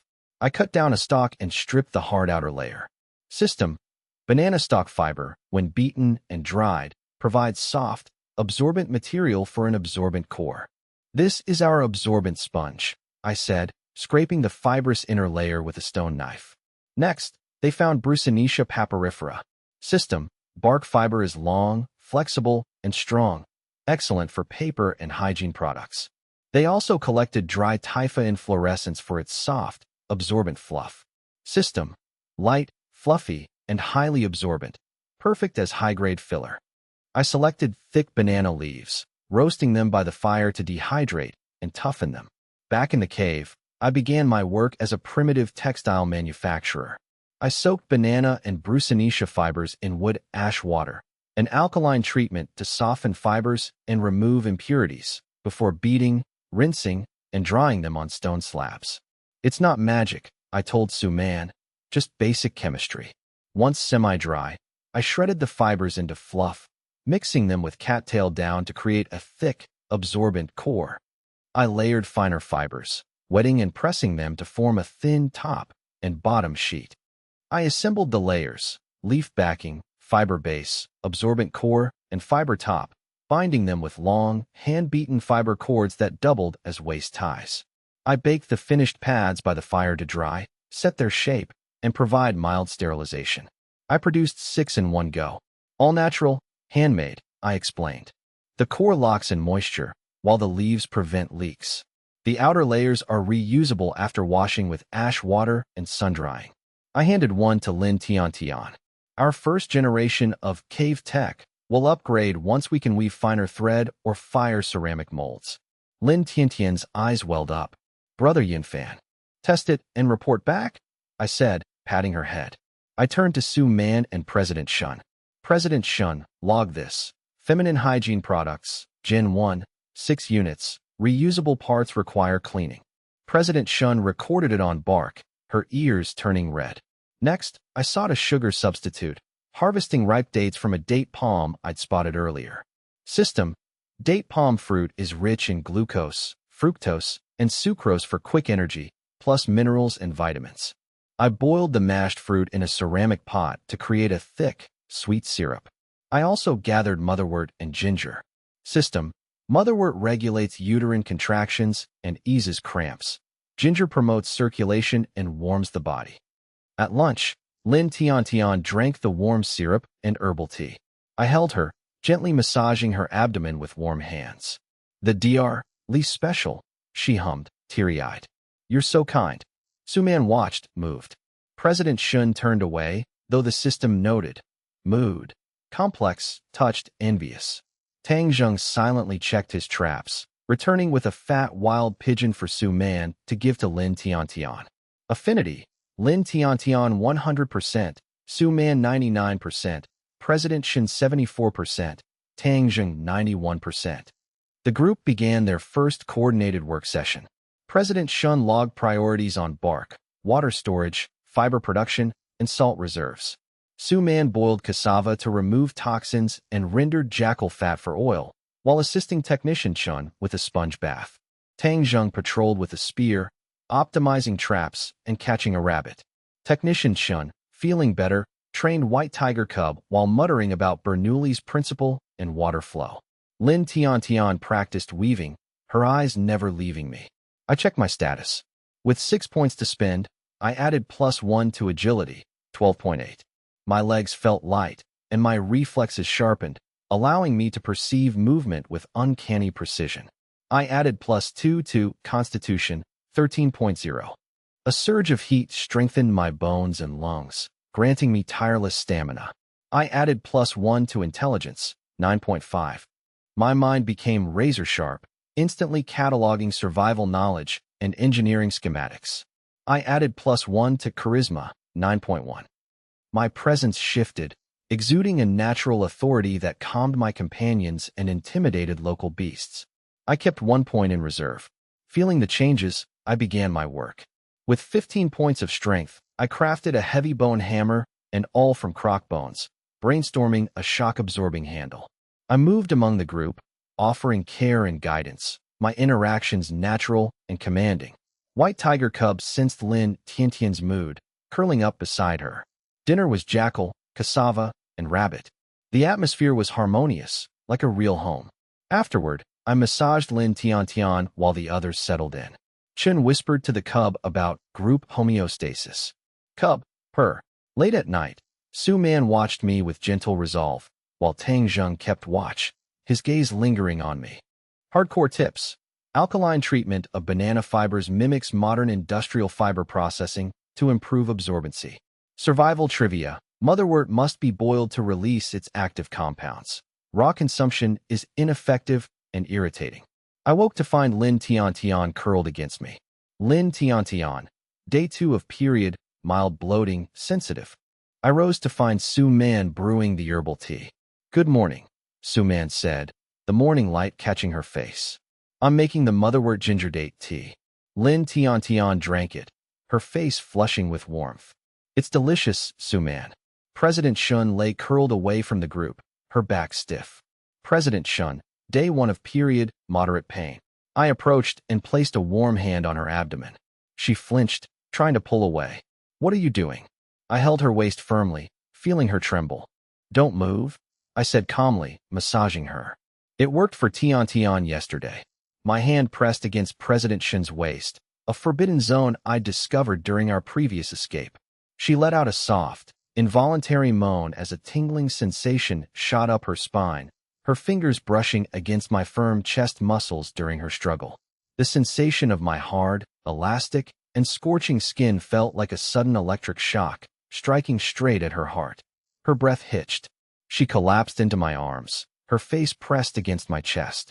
Surrounded by my warmth and the scent of the jungle, her mind went blank, her ears turning crimson. I massaged her waist, whispering, "How was the trial run of yesterday's sanitary pad?" The Cave Daily Necessities R&D department is open to feedback and customization. Shin Qingqiu groaned, unable to speak. Her hands, initially poised to push me away, curled into soft, trembling fists against my defined abdominal muscles, feeling the immense power beneath my skin. Shin Qingqiu affinity +5, currently 79%. After 5 minutes, I let go. Shin Qingqiu immediately retreated to her mat, turning toward the rock wall with a flushed face and heaving chest. I retrieved 3 fist-sized stones from the fire, calcined overnight to remove moisture. The system identified them: granite blocks, high heat capacity, stable structure. Once cooled, I wrapped them in dried cattail leaves and bound them with vines to create a heated stone warmer. Testing the temperature, I found it pleasantly warm.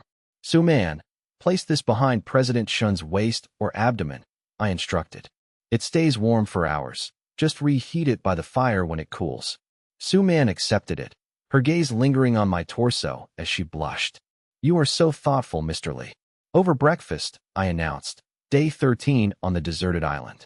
The calendar says, "Forge weapons, don't slack off." Today's theme is armed to the teeth.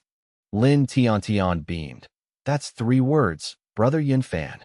Chun Imo shook her head in the corner. "Don't sweat the details, Tiantian." I waved it off. "We have plenty of resources, but our swords and shields aren't sharp or thick enough." I looked at Shin Qingqiu, who sat up, pale but composed, avoiding eye contact. "President Shin, you're our remote operations director today. Your KPI is to keep the ledger. If the pain persists, you can invoke presidential privilege. I'll give you another 10-minute massage." Shin Qingqiu glared, but the memory of my touch made her ears burn. "Not necessary. Tiantian, continue your light duty at the cave entrance. Feather processing and fiber weaving. Aim for perfection." Lin Tiantian nodded eagerly, stealing glances at me. Task accepted. "But who is Tony the hairdresser?" "A legend." I turned to Su Man. "Keep an eye on our special status comrades. If the president tries to work, tell me, and I'll handle the discipline." Su Man smiled softly. "Understood." I turned to Tang Zheng. "You're with me for weapon crafting." Tang Zheng stood tall. "Yes, Captain." "Consultant Chun," I said to the calculating technician. "Train White Tiger Cub and calculate the optimal thickness for crocodile bone bow limbs and the best angle for wild boar tusk spearheads." Chun Mo adjusted her glasses, her eyes gleaming with professional excitement. "Understood. I'll run the material mechanics and fluid dynamics simulations." Shin Qingqiu affinity +1, 80%. Chun Mo affinity +2, 58%. Su Man affinity +1, 100%. Milestone: Su Man affinity, life and death commitment. Reward: 5 free attribute points. Total: 6. I set up a workstation outside with my tools: aluminum blade, stone knives, and bone hammers. Materials included crocodile bones, boar tusks, bamboo, feathers, tendons, and needham fibers. Following the system's guidance, I began crafting the crocodile bone bamboo composite recurve bow. I thinned the bamboo strips, heat bent them, and polished the crocodile radius bones to a mirror finish with my LV.10.0 craftsmanship. I layered the bamboo and bone with resin, a structure designed to maximize tension and compression efficiency. I bound the bow with vines and dried it by the fire, carving the tips from Borneo ironwood. As I worked, my muscles rippled with rhythmic, efficient power, sweat glistening on my skin. Tang Zheng watched in awe, while Chun Mo provided data, though her gaze occasionally drifted to my athletic form. 3 hours later, the bow was strung with a blend of crocodile tendon and needham fiber. I tested the draw. The bow emitted a solid, resonant sound. With a draw weight of 100 to 110 pounds, it was significantly more powerful than the previous bamboo bow. Successfully crafted wave breaker, composite recurve bow. Quality: excellent. Milestone: first composite bow crafted. Skill point +1. I hung it to cure and moved to the wild boar tusk crocodile bone short spears. I shaped the boar tusks to a hardness rivaling bronze, securing them to bamboo shafts with tendons and resin. With 14.8 strength and 13.0 constitution, I worked with tireless precision. Tang Zheng tested the balance. The spears whistled through the air. Successfully crafted 4 wild boar tusk crocodile bone short spears. Quality, fine. Finally, they mass-produced 12 arrows, with Lin Tian handling the fletching. Successfully crafted 12 arrows, range shooting LV.5.4. The arsenal was complete. Inside, Shun Qingqiu leaned against the wall, the heated stone behind her, recording notes. Her gaze kept drifting to the busy, athletic figure outside, a mix of safety, reliance, and attraction growing within her. When I entered for water, she quickly looked away. I approached and checked the temperature of her bowl, my proximity and masculine scent causing her breath to hitch. The soup is cold. Su-man, get the president a fresh bowl. Shin Qingqiu glanced at my chest before looking away. Thank you. Shin Qingqiu affinity +2, 82%. In the afternoon, I tested the wave breaker bow against a thick piece of bark 30 meters away. The arrow pierced deep into the bark with a sharp thud. Chun Mo adjusted her glasses. Velocity over 45 meters per second, sufficient to penetrate medium prey. Tang Zheng tested the new spear thrower, hitting a rotten log 20 centimeters deep from 20 meters away. Captain, this will easily pierce a wild boar's ribs. I nodded. Tang Zheng went on patrol. I monitored the system map. A rabbit was caught in a trap. Briefly, a large red dot appeared 170 meters to the northwest before vanishing. At dusk, the cave filled with the aroma of fried bird meat and rabbit stew. Shin Qingqiu handed the bark ledger to me, her voice trembling slightly. Daily consumption. For Thersostoches siamensis, 2 Crocodilus porosus long bones. For boar tusks, 12 bird feathers, and various fibers. Output. 1 wave breaker composite bow. For bone spears, 12 arrows, 2 repaired spears, and 1 new spear thrower. Food consumption.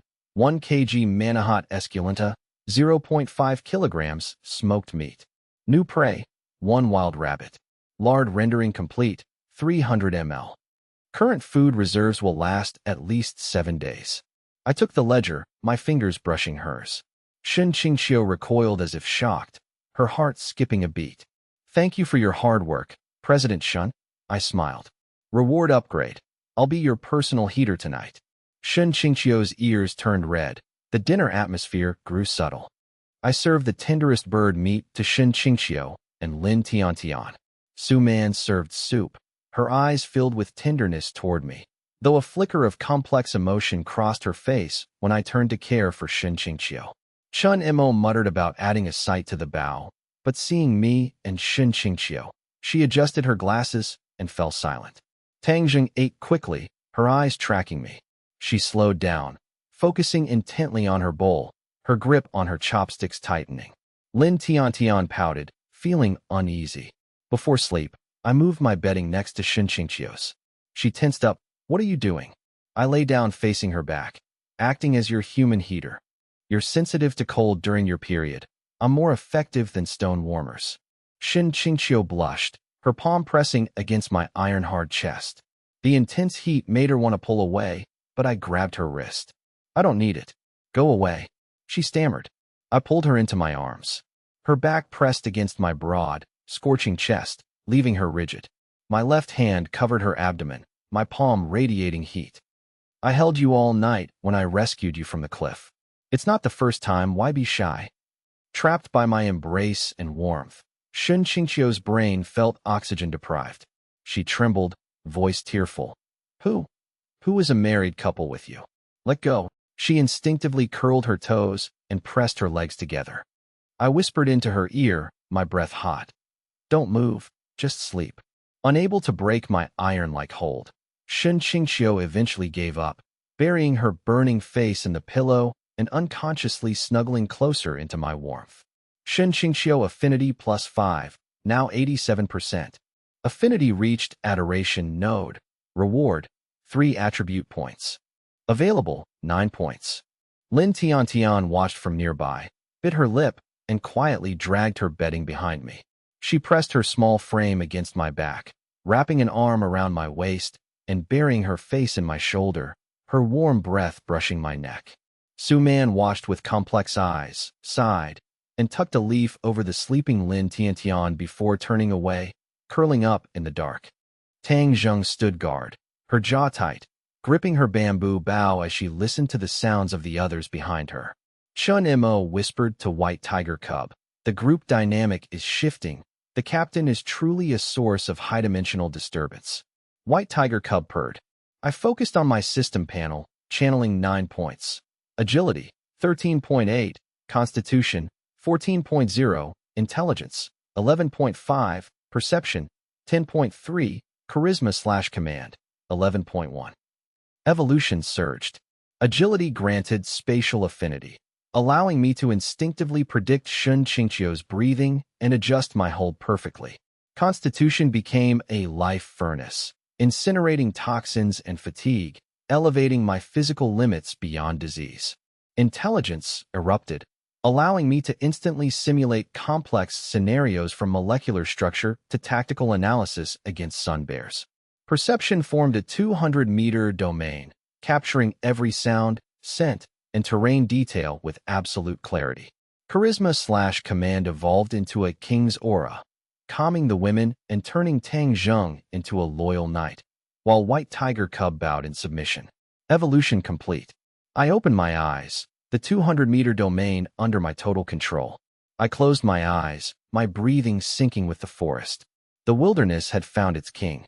Hardcore tips. The bamboo composite bow uses lamination to distribute stress, significantly increasing efficiency and durability. Survival trivia. Granite is ideal for heated stone warmers due to its heat capacity, but must be wrapped in leaves to prevent low-temperature burns. As dawn light filtered through the vines, I woke, sensing the environment. Shun Qingqiu was relaxed against my chest. Lin Tiantian was draped over my back.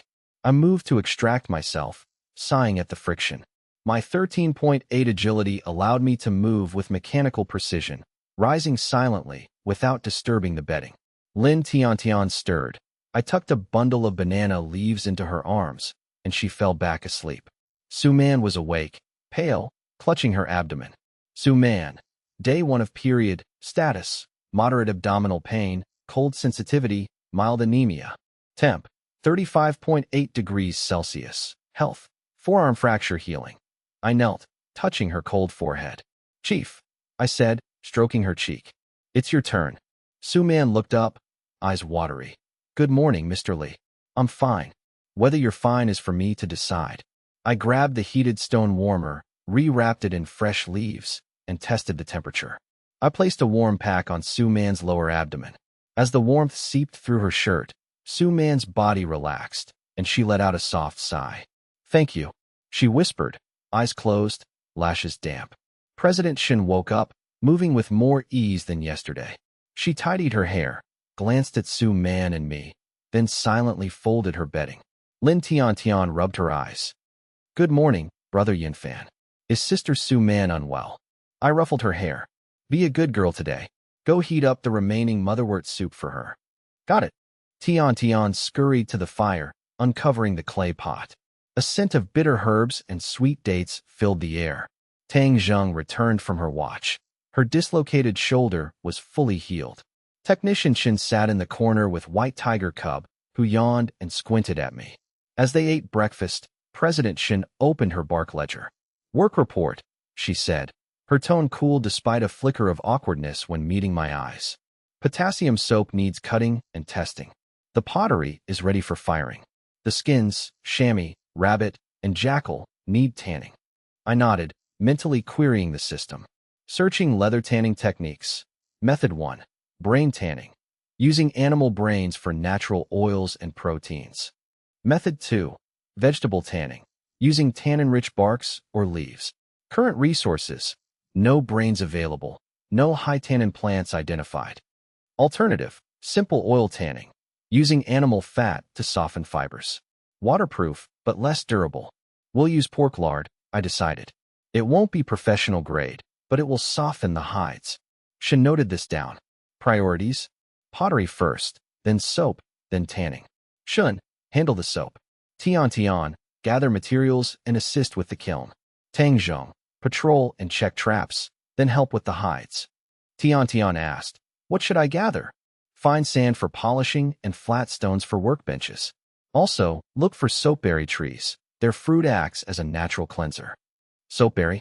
You mean soap fruit? Tian asked. I smiled, impressed. President Shin's affinity +1, now 88%. The potassium soap had solidified. I pried the block from the bowl with a bone knife. It weighed about 300 to 400 grams. System analysis. Potassium soap, 85% fatty acid salts, 10% moisture, 5% impurities. Cleaning power, good. Recommendation, air dry for 2 to 3 days for better results. I sliced the block into 8 thumb-sized bars. I tested a piece. It produced a rich, fine lather with a mild, earthy scent. Shun, polish the edges with sand and hang them to dry. Shin took the knife, her movements clumsy but focused. I watched silently as she adjusted her grip. Tian returned with sand and a flat stone. Shin began polishing, the rhythmic sound of rubbing filling the cave. I moved to the pottery. I arranged the 6 dried pieces, a bowl, a spoon, 2 dishes, a large pot, and a shallow pan, in the firing pit. Firing requires temperature, atmosphere, and cooling, I explained to Tian. We're using oxidation firing to reach 800 degrees Celsius, which turns the clay a reddish brown. I placed the items with 2 finger gaps between them. I instructed Tian to stack the fuel, hardwood, palm fronds, and bamboo into a half-meter cone over the pottery. I lit the base at 3 points. Smoke billowed. Low heat first to evaporate moisture, or they'll explode, I cautioned, adjusting the airflow with a bamboo pole. The fire turned a fierce, orange-yellow. Tian watched, mesmerized. This is more professional than a chemistry lab. Knowledge is power, I said, wiping sweat. After the burn, we'll smother it with ash to cool slowly. 2 hours later, Tangzhong returned with a rabbit. A wild boar had triggered the spear trap, but escaped. Fresh boar tracks near the beast path, Tangzhong reported. Should we increase security? I checked my map, no red dots. Not yet. If it comes, we'll test the wave breaker bow. At noon, the fire died down. I cleared the ash to reveal the glowing red pottery. Success. Tian cheered. The 6 pieces were intact, ringing with a clear, crisp sound when tapped. Pottery success. Quality, excellent. Milestone reached. Skill points +1. Ranged shooting, LV, 8.4. Traps and stealth, LV, 4.7. I received a violent infusion of ranged shooting mastery. It wasn't just learning, it was a total neural overwrite. Complex ballistics, environmental corrections, and rapid-fire techniques were hardwired into my muscles. Holding the wave breaker, bow, I felt an absolute, instinctive control. The bow became an extension of my body, turning air resistance and target movement into raw data. Next came a systematic upgrade to traps and stealth. My understanding of environmental utilization and trace camouflage deepened. Scanning the cave, I instantly visualized multiple lethal trap configurations and warning networks. My control over my own presence, breath, sound, and heat radiation sharpened, allowing me to blend seamlessly into my surroundings. As the mental surge subsided, I felt a renewed sense of self. Ranged shooting was my sharpest spear, while traps and stealth formed my net and shield. Once the pottery cooled, I inspected the hall. A sturdy pot for stews, a shallow pan for frying, deep bowls, a slightly crooked ladle, and flat-edged plates. All were functional. Everything passes, I announced. We'll use the new pans tonight. Lin Tian clapped, then suddenly clutched her abdomen. Ouch! What's wrong? She blushed slightly. It's nothing, just a bit of lower back pain. I need Brother Yinfan to rub it. I pulled her close, massaging her lower back. Lin Tian melted into my arms, letting out a soft, kitten-like purr. Nearby, President Shin paused her soap polishing, watched for 2 seconds, then silently returned to her work. Su Man watched with a faint, envious smile. Her heated stone warmer had gone cold, but before she could move, Tang Zheng silently picked it up to reheat it by the fire. Technician Chun adjusted his glasses and whispered to the white tiger cub. The captain shows a clear preference for proactive and submissive interaction patterns. White tiger cub purr. At noon, Su Man prepared lunch. Pale from abdominal pain, she slowly moved peeled Manhua esculenta from a pot to the bowls, her movements sluggish. Tang Zheng immediately crouched beside her. Purser, you're not well. Leave this to me. Su Man gently advised. Miss Tang, it's very soft. Just use your hands to break it apart. Tang Zheng took the instruction literally. She gripped a warm piece of Manhua esculenta with the same crushing force she used on prey and gave a gentle squeeze. Pop a dull thud. The tuber was instantly pulverized into a sticky mash, oozing through her fingers. Tang Zheng froze, staring at the formless mush in her palm with a blank, bewildered expression. She silently placed the mash in a bowl and approached me, holding up her sticky hand with a look of pure, helpless confusion. Captain, it broke. President Shun's pen paused. Lin Tiantian stifled a laugh, her shoulders shaking. Su Man quickly tried to soothe the situation. I suppressed a smile. I wiped Tang Zheng's hand with a leaf and ruffled her hair. I see. The target lacked structural integrity. Go fetch the wave-breaker bow. That matches your operational specs. Tang Zheng's eyes lit up. Yes, Captain. She turned sharply, her focus instantly restored. After lunch, the oil tanning process began. The dried leather was stiff as cardboard. I used a bone hammer to beat the inner side of the suede, softening the rigid fibers. The key is oil penetration, I explained, melting pork fat in a ceramic dish over the fire. Don't overheat it, or the fat will denature. Once the oil reached the right temperature, I applied it to the leather, using my high strength to ensure the grease was thoroughly massaged into the fibers. Massage for half an hour, let it rest for 15 minutes, and repeat 3 times, I instructed, handing the task to Tang Zheng. Do the same for the wolf and rabbit skins. Tang Zheng took the leather with intense focus, treating the task like a demolition mission. I turned to President Shun. How's the potassium soap coming along? 6 bars done, 2 more this afternoon, she replied, showing me a smooth, rounded piece. Ready for testing. How do we test it? I asked. President Shun blinked. By washing our hands. Too wasteful. I stepped closer and took her hand. Let me check the texture. I brushed my fingers over her palm. It was smooth. President Shun trembled but didn't pull away. It's good, I murmured, stroking the back of her hand. But a real test. We'll save that for tonight's bath. President Shun blushed and turned away. Boring. President Shun affinity +2, current 90%. Su Man tried to stand to help, but swayed unsteadily. I caught her immediately. Sick leave means sick leave. Don't push yourself. I want to help, she whispered. I picked her up and carried her back to her bedding. Resting is the best way to help. Su Man looked at me softly. Mr. Li, you're so kind to everyone. It's different, I whispered in her ear. For you, it's concerned. Su Man's lashes fluttered. She said nothing, only gripped my hand. Nearby, Tang Zheng finished a round of tanning, sweat beading on her forehead. As she wiped her face, a sweet, fruity scent drifted through the air. It was Tang Zheng's unique scent, fresh lychee mixed with warm, milky notes. With my perception at 10.3, I found the aroma intoxicating. I glanced over. Tang Zheng was hunched over the leather, her pale skin flushed from exertion, damp strands of hair clinging to her neck. Her usual ice-cold expression had softened into a look of clumsy, earnest concentration. Sweat trickled down her jawline to her collarbone, soaking her tactical vest and highlighting her athletic physique. Sensing my gaze, she looked up. The sharpness in her eyes melted into a puppy-like devotion. Captain, she panted. First round complete. Oil absorption is about 40%. Should I hang it to dry?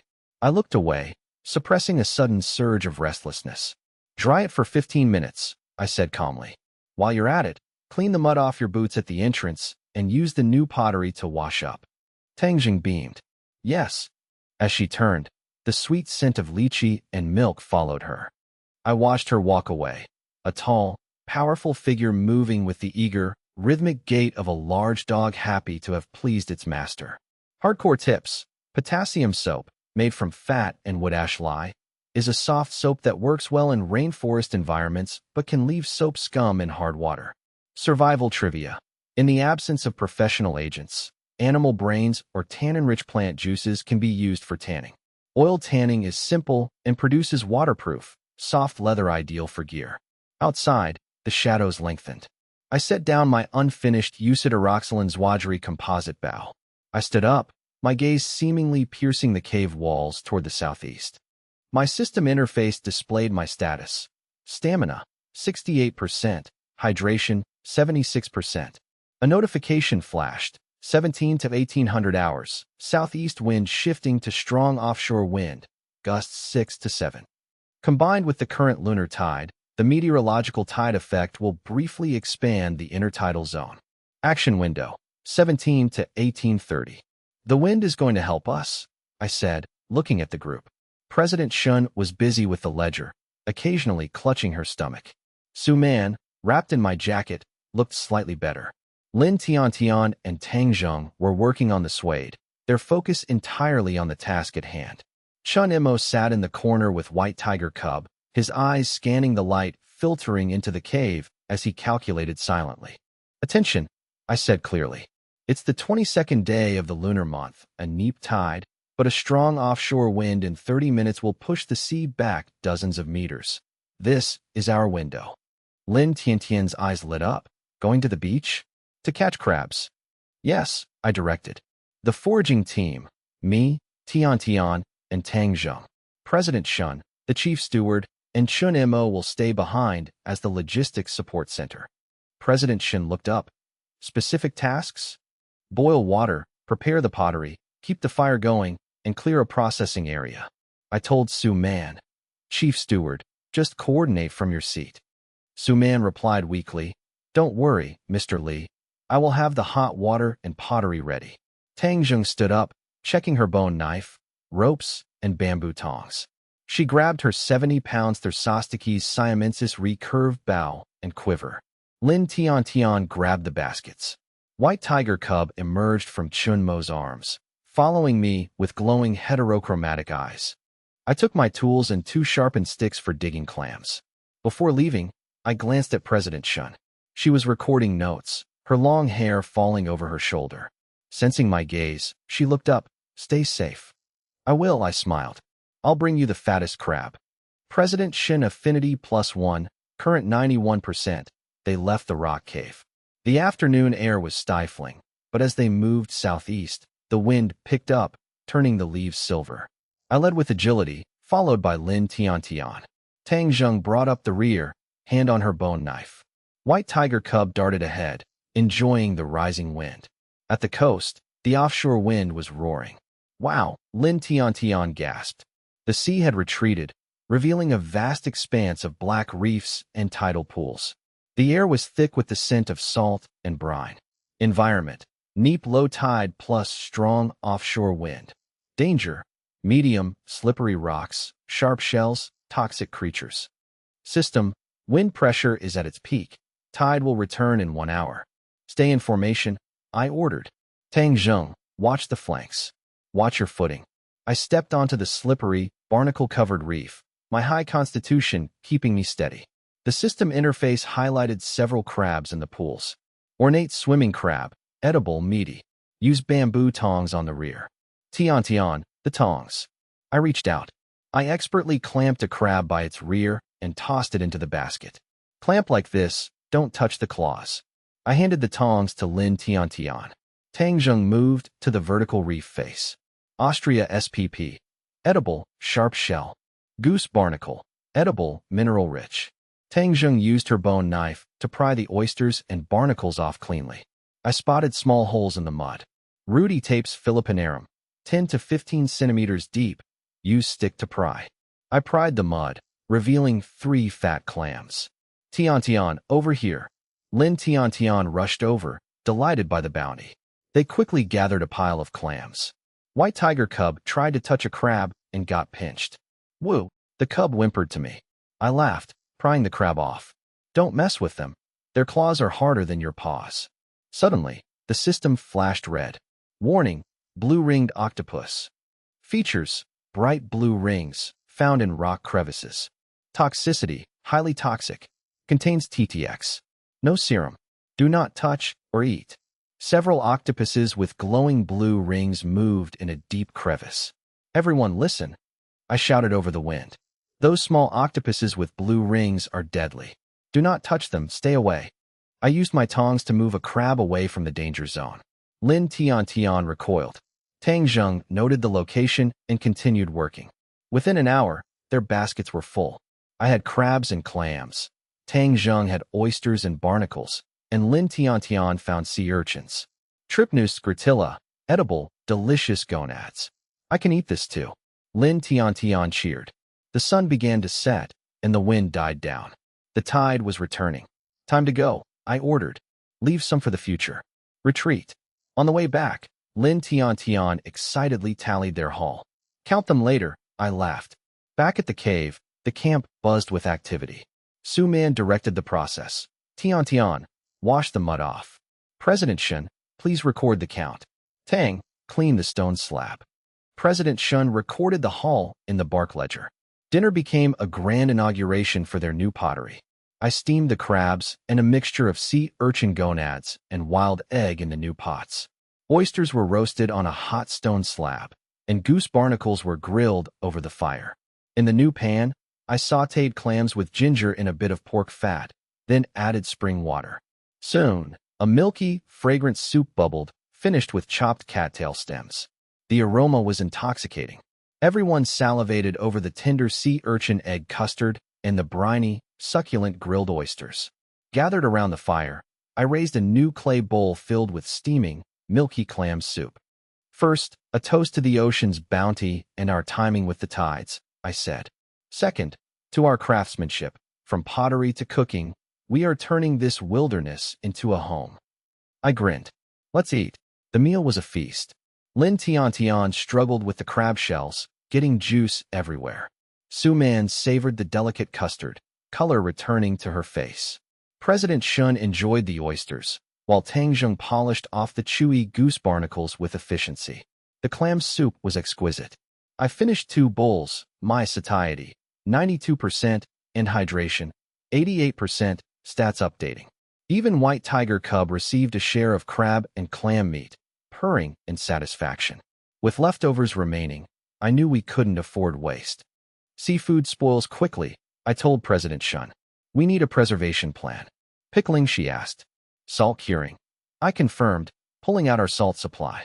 We'll layer the meat with salt and submerge it in a saturated brine. I explained the science of hypertonic environments as President Shin diligently recorded the process in her ledger. It will take about 0.8 kilograms of salt, I noted. We can also try acid pickling with wild fruit juices. I tasked Lin Tian with finding acidic fruits like Philanthus emblica tamaro to flavor the small seafood. Lin Tian nodded eagerly. They worked until nightfall. Su Man supervised the cleaning, while Tang Zheng and Technician Chen focused on sealing the clay jars, with Chen calculating saturation levels. Storing the jars provided everyone with a profound sense of security and accomplishment. I produced a smooth, yellowish bar of potassium soap. President Shun, care to try this? She tested it. The lather was dense and smelled faintly of wood ash. It cleaned well, though it left her skin slightly dry. Effective, but a bit drying, she noted. Primitive soap is like that, I replied. We'll add soapberry later to soften it. President Shin affinity +1, current 92%.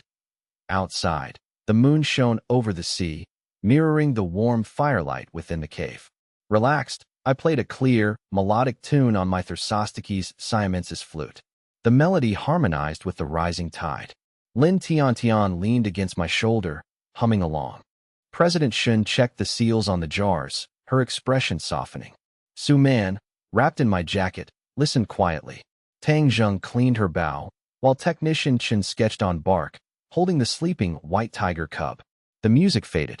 I acted as a heat source for Su Man, whose body temperature, 36.3 degrees Celsius, remained low on her first day of menstruation. Su Man turned to face me, studying my rugged, reassuring features. She nestled into my chest, listening to my heartbeat. I held her, warming her with my body heat. Lin Tiantian clung to my arm, quickly falling asleep. President Shun lay down, initially facing away, but soon turned to watch the man cradled by the two women. She watched me for a long time before closing her eyes. The cave fell silent, save for the rhythmic crashing of the tide. Hardcore tips. The tetrodotoxin in a blue-ringed octopus is a lethal sodium channel blocker. There is no antidote. Avoid contact at all costs. Survival trivia. Meteorological low tides caused by offshore winds are dangerous. Miscalculating the return time can leave you trapped when the tide returns. Morning light filtered into the cave, carrying the scent of salt and wood ash. I woke to find Su Man curled against me, her presence making my morning physical reaction impossible to hide. I looked down. She was clearly awake, her eyelashes fluttering. She feigned sleep, her hand gripping my shirt tightly. My system interface flickered. Su Man.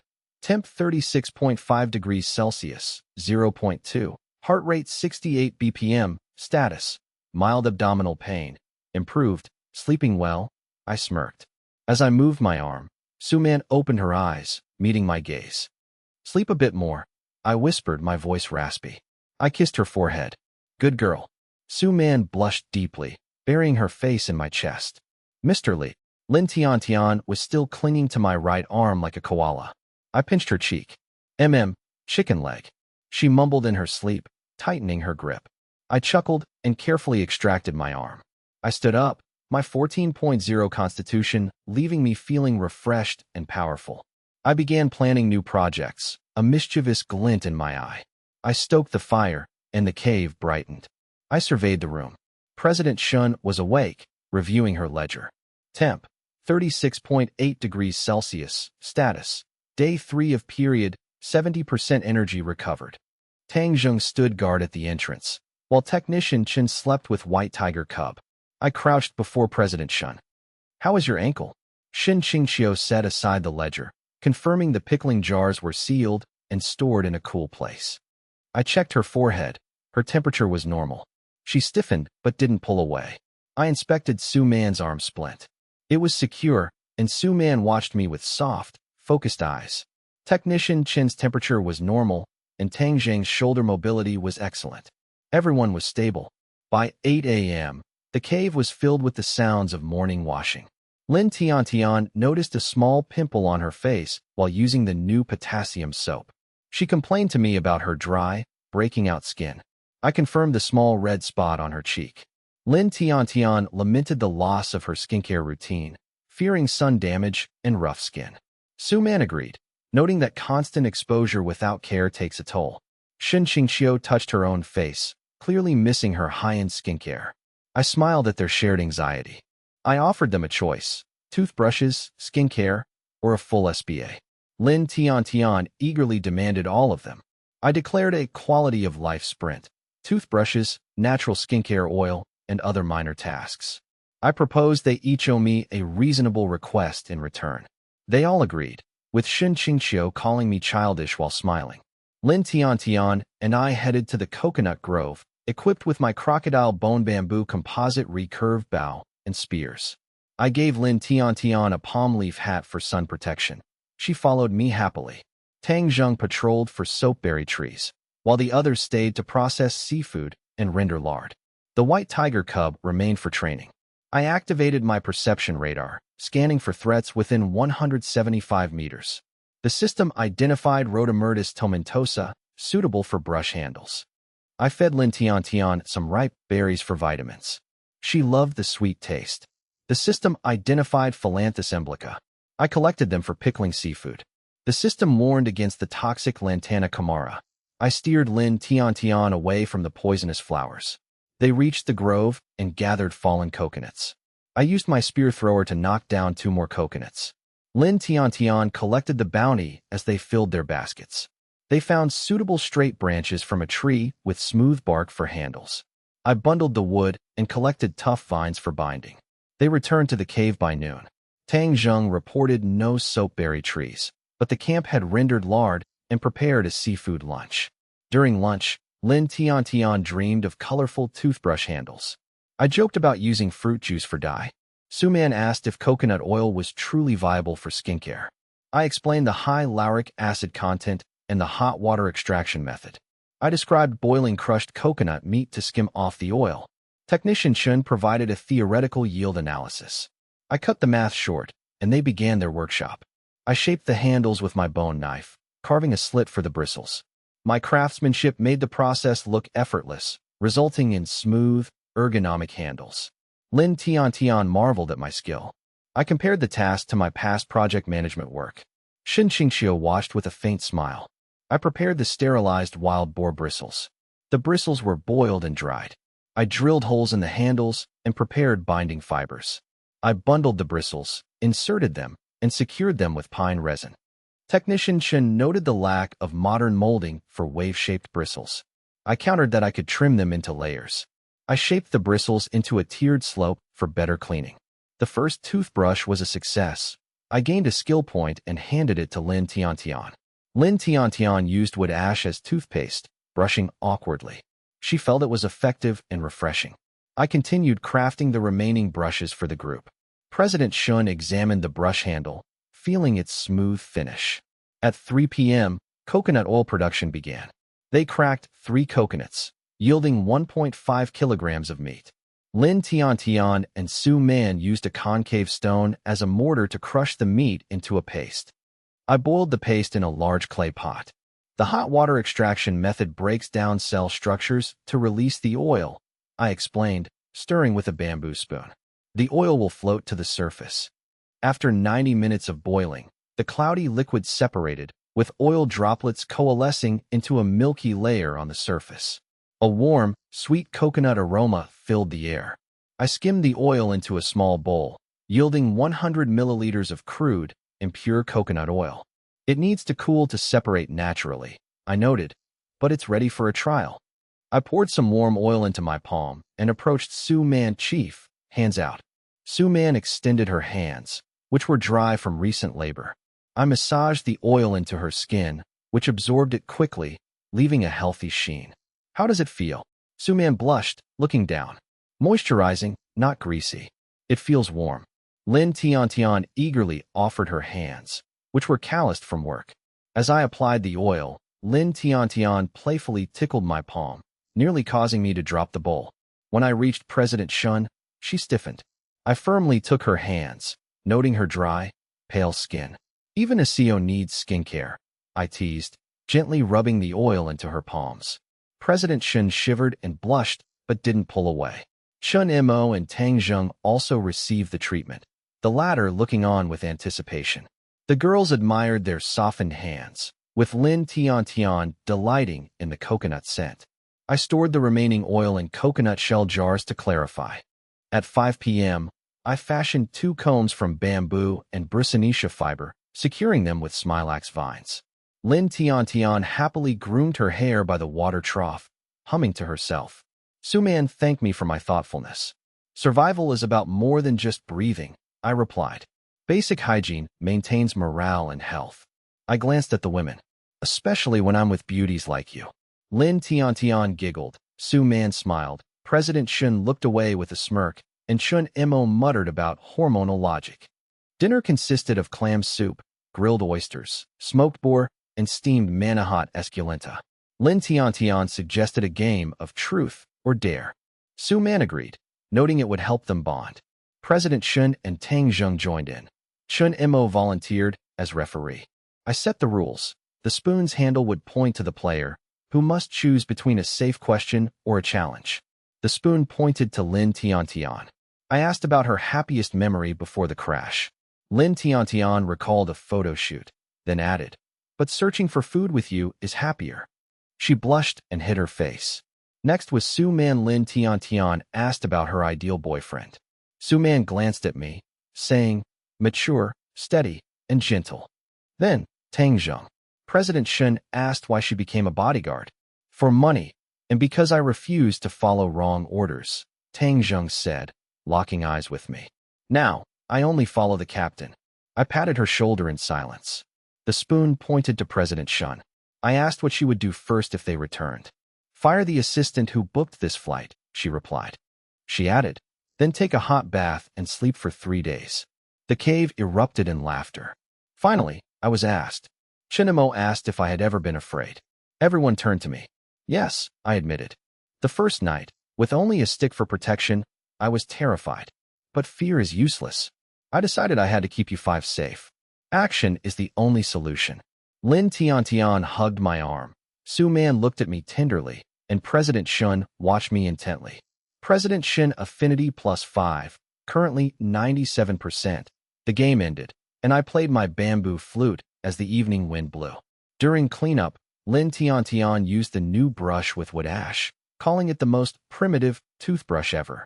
I joked about the manual electric toothbrush, already planning to add mint or citrus for flavor. As they settled in, Su Man snuggled into my arms. Thank you for the SBA today. I held her close. Physical warmth helps soothe the mind. Lin Tiantian immediately joined them. Me too. Shun Qingxiu lay awake, watching me, whose sharp features were highlighted by the flickering firelight. She whispered, Li Yunfan. I replied, Never mind. After a pause, she added softly, I want to go to the hot spring tomorrow. Accompany me. I smirked, fine. Private tutoring costs double. Shin Qingxiu buried her face in her bedding, her ears turning bright red. Shin Qingxiu affinity +2, current 99%. Suddenly, my system radar detected a red dot 160 to 170 meters to the northwest. It moved 10 meters toward the cave and stopped. I remained still, pulling Su Man and Lin Tiantian closer. My 14.8 strength and 13.8 agility surged like a dormant beast. I cast a sharp glance toward the cave entrance. A sun bear, I thought. Opportunistic, drawn by the food. I wouldn't play defense. I had people to protect. If it lingered, I would hunt it. A subadult sun bear meant meat, fat, and hide.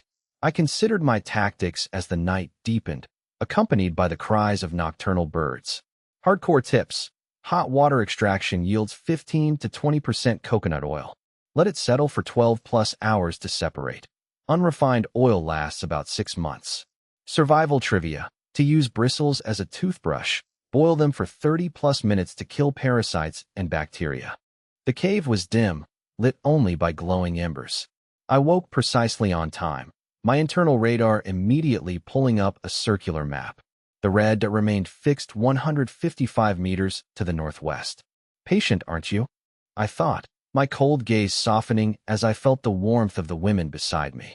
Using my 13.8 agility, I silently slipped out from under Su Man and Lin Tiantian without waking them.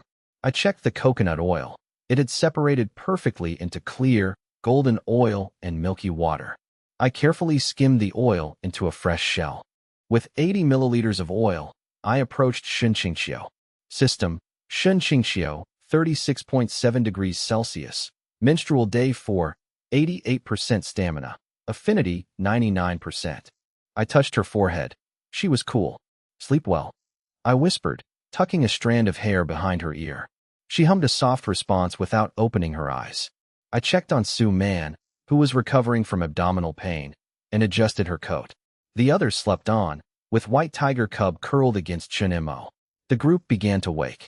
Lin Tiantian tried the coconut oil, marveling at its texture. It's so smooth, she exclaimed, urging Su Man to try it. I applied the oil to Shun Qingxiu's hands, my thumb massaging her skin with steady, gentle pressure. She trembled slightly under my touch. Breakfast consisted of smoked boar, steamed Manhua esculenta, and a tart Philanthus emblica dressing.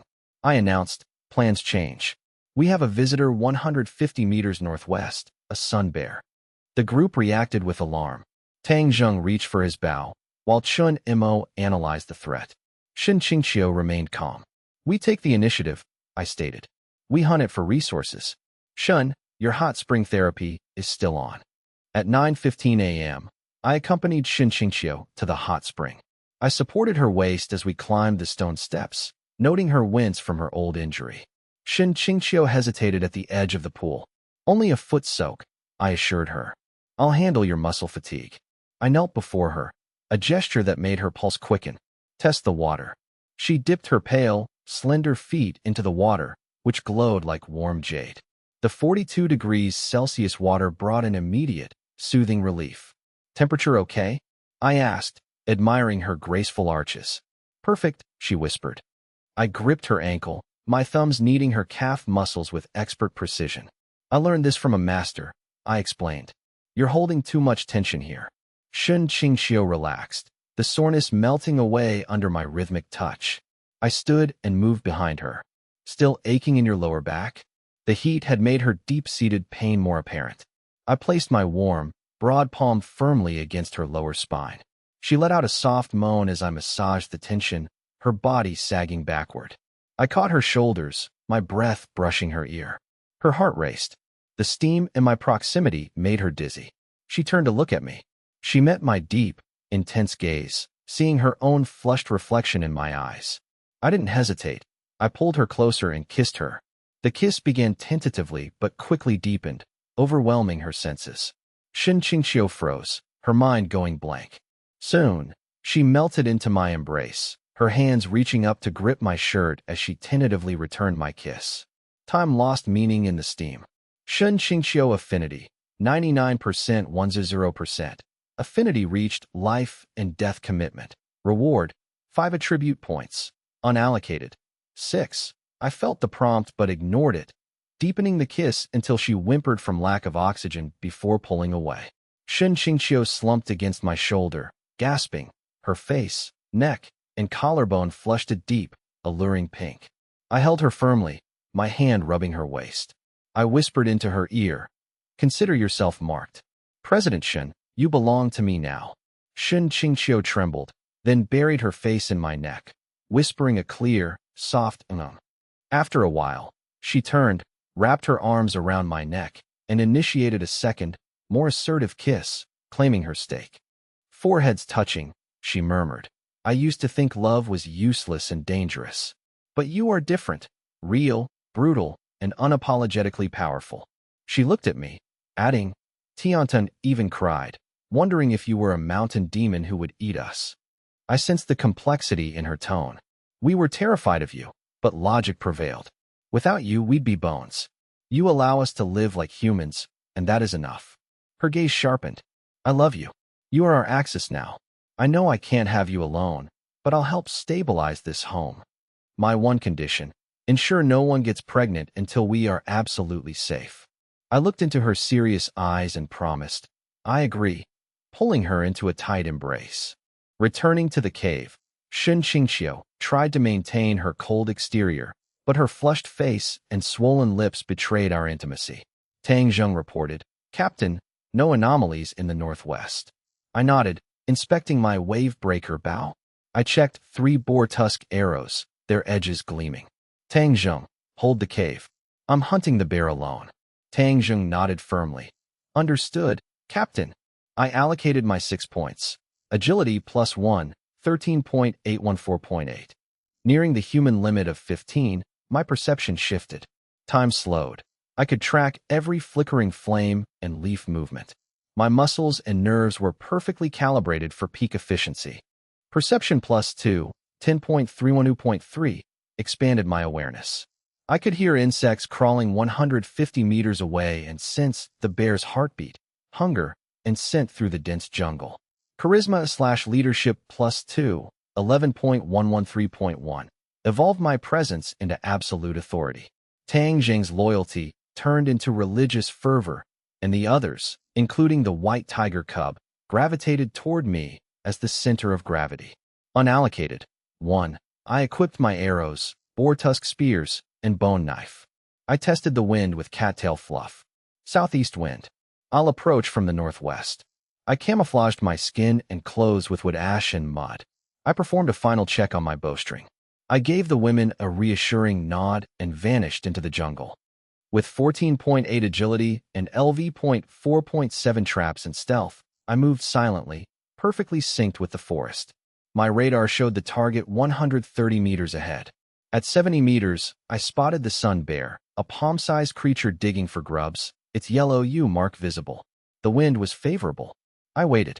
I retreated to a large tree 55 meters away, my golden kill distance. The HUD targeting line appeared. With 14.0 constitution, my breathing was steady. I drew the 100 lb, pull bow with ease. The bear was turned away. I aimed for the chest and ribs. I released. The The bowstring snapped with a sharp crack. The tusk-tipped arrow pierced the bear's hide, burying deep into its muscle. It hit the lungs, though it deflected off a rib. The bear roared in agony, standing over 1.5 meters tall, blood pouring from the wound. I didn't hesitate. With my 14.8 agility, I knocked a second arrow instantly. As the bear turned, I fired. The arrow struck the armpit. The bear collapsed, twitching. I waited a minute until the red dot on my radar vanished. System: first solo kill of a large predator, sun bear. Skill points +2. Unallocated, 3. I began processing the carcass. First, bleeding. I slit the throat, then used my LV.10 craftsmanship to skin the bear, scraping the fat to prevent rot. Second, claws and teeth. I harvested the claws and canine teeth for future toolmaking. Third, meat and fat. I butchered the bear, saving the meat, organs, and fat. Fourth, waste disposal. I buried the remains to avoid attracting predators. Fifth, packing. I wrapped the meat and supplies in banana leaves and vines for transport. Sixth, sled construction. I built a wooden sled, loading the bear's skin, meat, and supplies securely.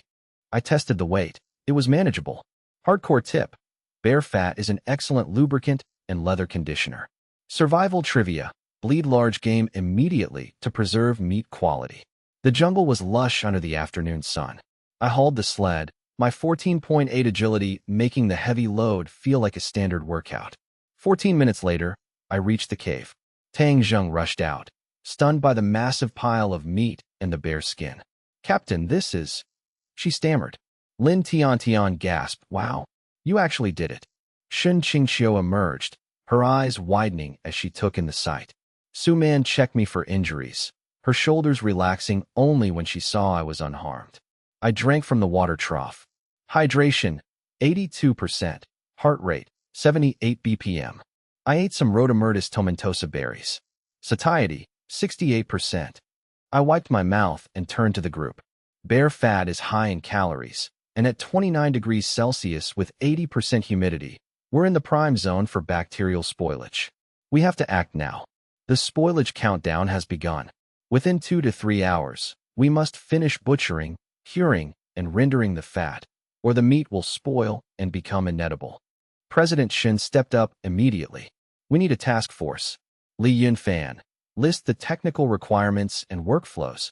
I'll handle scheduling and resource management." She turned to the group. "Su Man, you're on quality control and documentation. Monitor standards, track time, and plan tonight's meal. Avoid heavy lifting. Tian, your core task is spice and preservative collection. We need plants that are antibacterial and antioxidant. Li Yunfan, give her the list. Tang Zheng, you're the muscle. You're responsible for all heavy lifting, moving meat, chopping wood, and waste disposal. Technician Chun, handle efficiency monitoring. Calculate time, identify bottlenecks, and keep White Tiger Cub away from the raw meat." Finally, she addressed me. "You are the lead engineer. Set the technical standards, safety protocols, and demonstrate the first samples. I'll coordinate and manage inventory." I nodded, grabbing an obsidian flake and a charred stick to sketch a workflow on the ground. Priority 1, fat rendering. 2, meat portioning into 5 cm strips. 3, brine preparation. 4, smoking rack construction. 5, skinning and fat removal. 6, sorting bones and claws. That's our 3-hour sprint goal. President Shun has set the resource pool. Any questions? No one objected. Tang Zheng grabbed the tools, while Lin Tiantian asked excitedly, "What do the spices look like?" I described them. Laurel-like leaves, citrus leaves, wild ginger roots, unripe pepper berries, and bitter, astringent tree bark. Lin Tiantian grabbed her basket and left. I tracked her green dot on the radar map as she moved safely toward the east. "Let's work." I headed to the sled. The rendering station was set up upwind. I placed the clay pot on a stone, and Tang Zheng brought firewood. "Bear fat melts at 30 to 35 degrees Celsius," I explained, cutting the fat into small cubes. "At 29 degrees Celsius, we're at the perfect window for processing." I added a little water to the pot. This ensures a steady 100 degrees Celsius, preventing the fat from burning or scorching. A system prompt appeared. Successfully processed large bear fat. Cooking skill plus 0.3. Level 2.6-2.9. I placed the pot over a low fire. Suman, keep the water simmering. Once the cracklings turn golden and the oil is clear, it's done. Suman stirred the pot, reporting the progress as the fat rendered down. I estimated we would get about 2 liters of pure fat from the 5 kilograms of tissue, a vital resource. Meanwhile, the meat processing line began. I demonstrated the technique on a bear leg. Cut along the muscle fibers to minimize resistance and keep the meat tender. I sliced the meat into 4 by 4 centimeter strips. Tang Zheng handled the larger chunks, while President Shun used an aluminum blade to trim the fascia and organize the strips on banana leaves. Technician Chun analyzed the movements. Captain's method reduces resistance by 30%. Tang Zheng, rotate your wrist 5 degrees for better leverage. Tang Zheng adjusted her grip, finding the work much smoother. She gave Chen a subtle nod of acknowledgement. An hour later, Lin Tian returned with a basket full of forage. I inspected the haul. Laurel, antibacterial. Lemon leaves, antimicrobial. Costus speciosus, spicy, aids preservation. Pepper berries, antioxidant. Oak bark, contains tannins for preservation. Perfect, I said, ruffling her hair. They processed the spices, crushing leaves and ginger, and boiling the bark to extract tannin. I mixed the brine using salt, spices, tannin, and a splash of warm bear fat. The liquid turned a deep, aromatic brown. This is our best short-term preservation method, I noted, tasting the brine. But we must smoke the meat soon. Skinning proceeded simultaneously. I used my LV.10 craftsmanship to scrape the bear hide with surgical precision, removing fat without damaging the dermis. If we don't remove all the fat, the hide will rot and harden, I explained. President Shun observed closely, documenting every step despite her discomfort with the gore. I mashed the bear brains into a creamy paste. This is a natural tanning agent. It softens the leather fibers. President Shun recorded the preparation of the brain tanning agent before stepping back to catch her breath. Bones and claws were sorted into separate piles. I picked up a thick bear leg bone, noting its high density. These will make superior bone hammers and chisels, I remarked. I sorted through the claws and canine teeth, noting their natural, razor-sharp structures. Nature's own toolkit, perfect for hooks, arrowheads, and awls. Technician Chun examined a lower canine, noting its cold, sharp edge. Mammalian enamel is the body's hardest tissue, with a Vickers hardness of 300 to 400. Its natural shape will provide incredible penetration. I chuckled. Speak plainly, Chun. Technician Chun shrank back, whispering, it's just very hard, very sharp, and very useful. As the sun dipped low, the main work concluded. Suman's celebration feast began. She slow-cooked bear ribs in a clay pot with bay leaves, Costus speciosus, and wild pepper. Tang Zheng roasted meat strips over an open flame, creating a charred crust to lock in juices. Finally, a milky bear bone broth, simmered for 2 hours and finished with Rhodamyrtus tomentosa berries, provided a refreshing acidity to cut the richness. I handled the final seasoning and heat control, my cooking skill allowing me to perfectly judge the texture and doneness.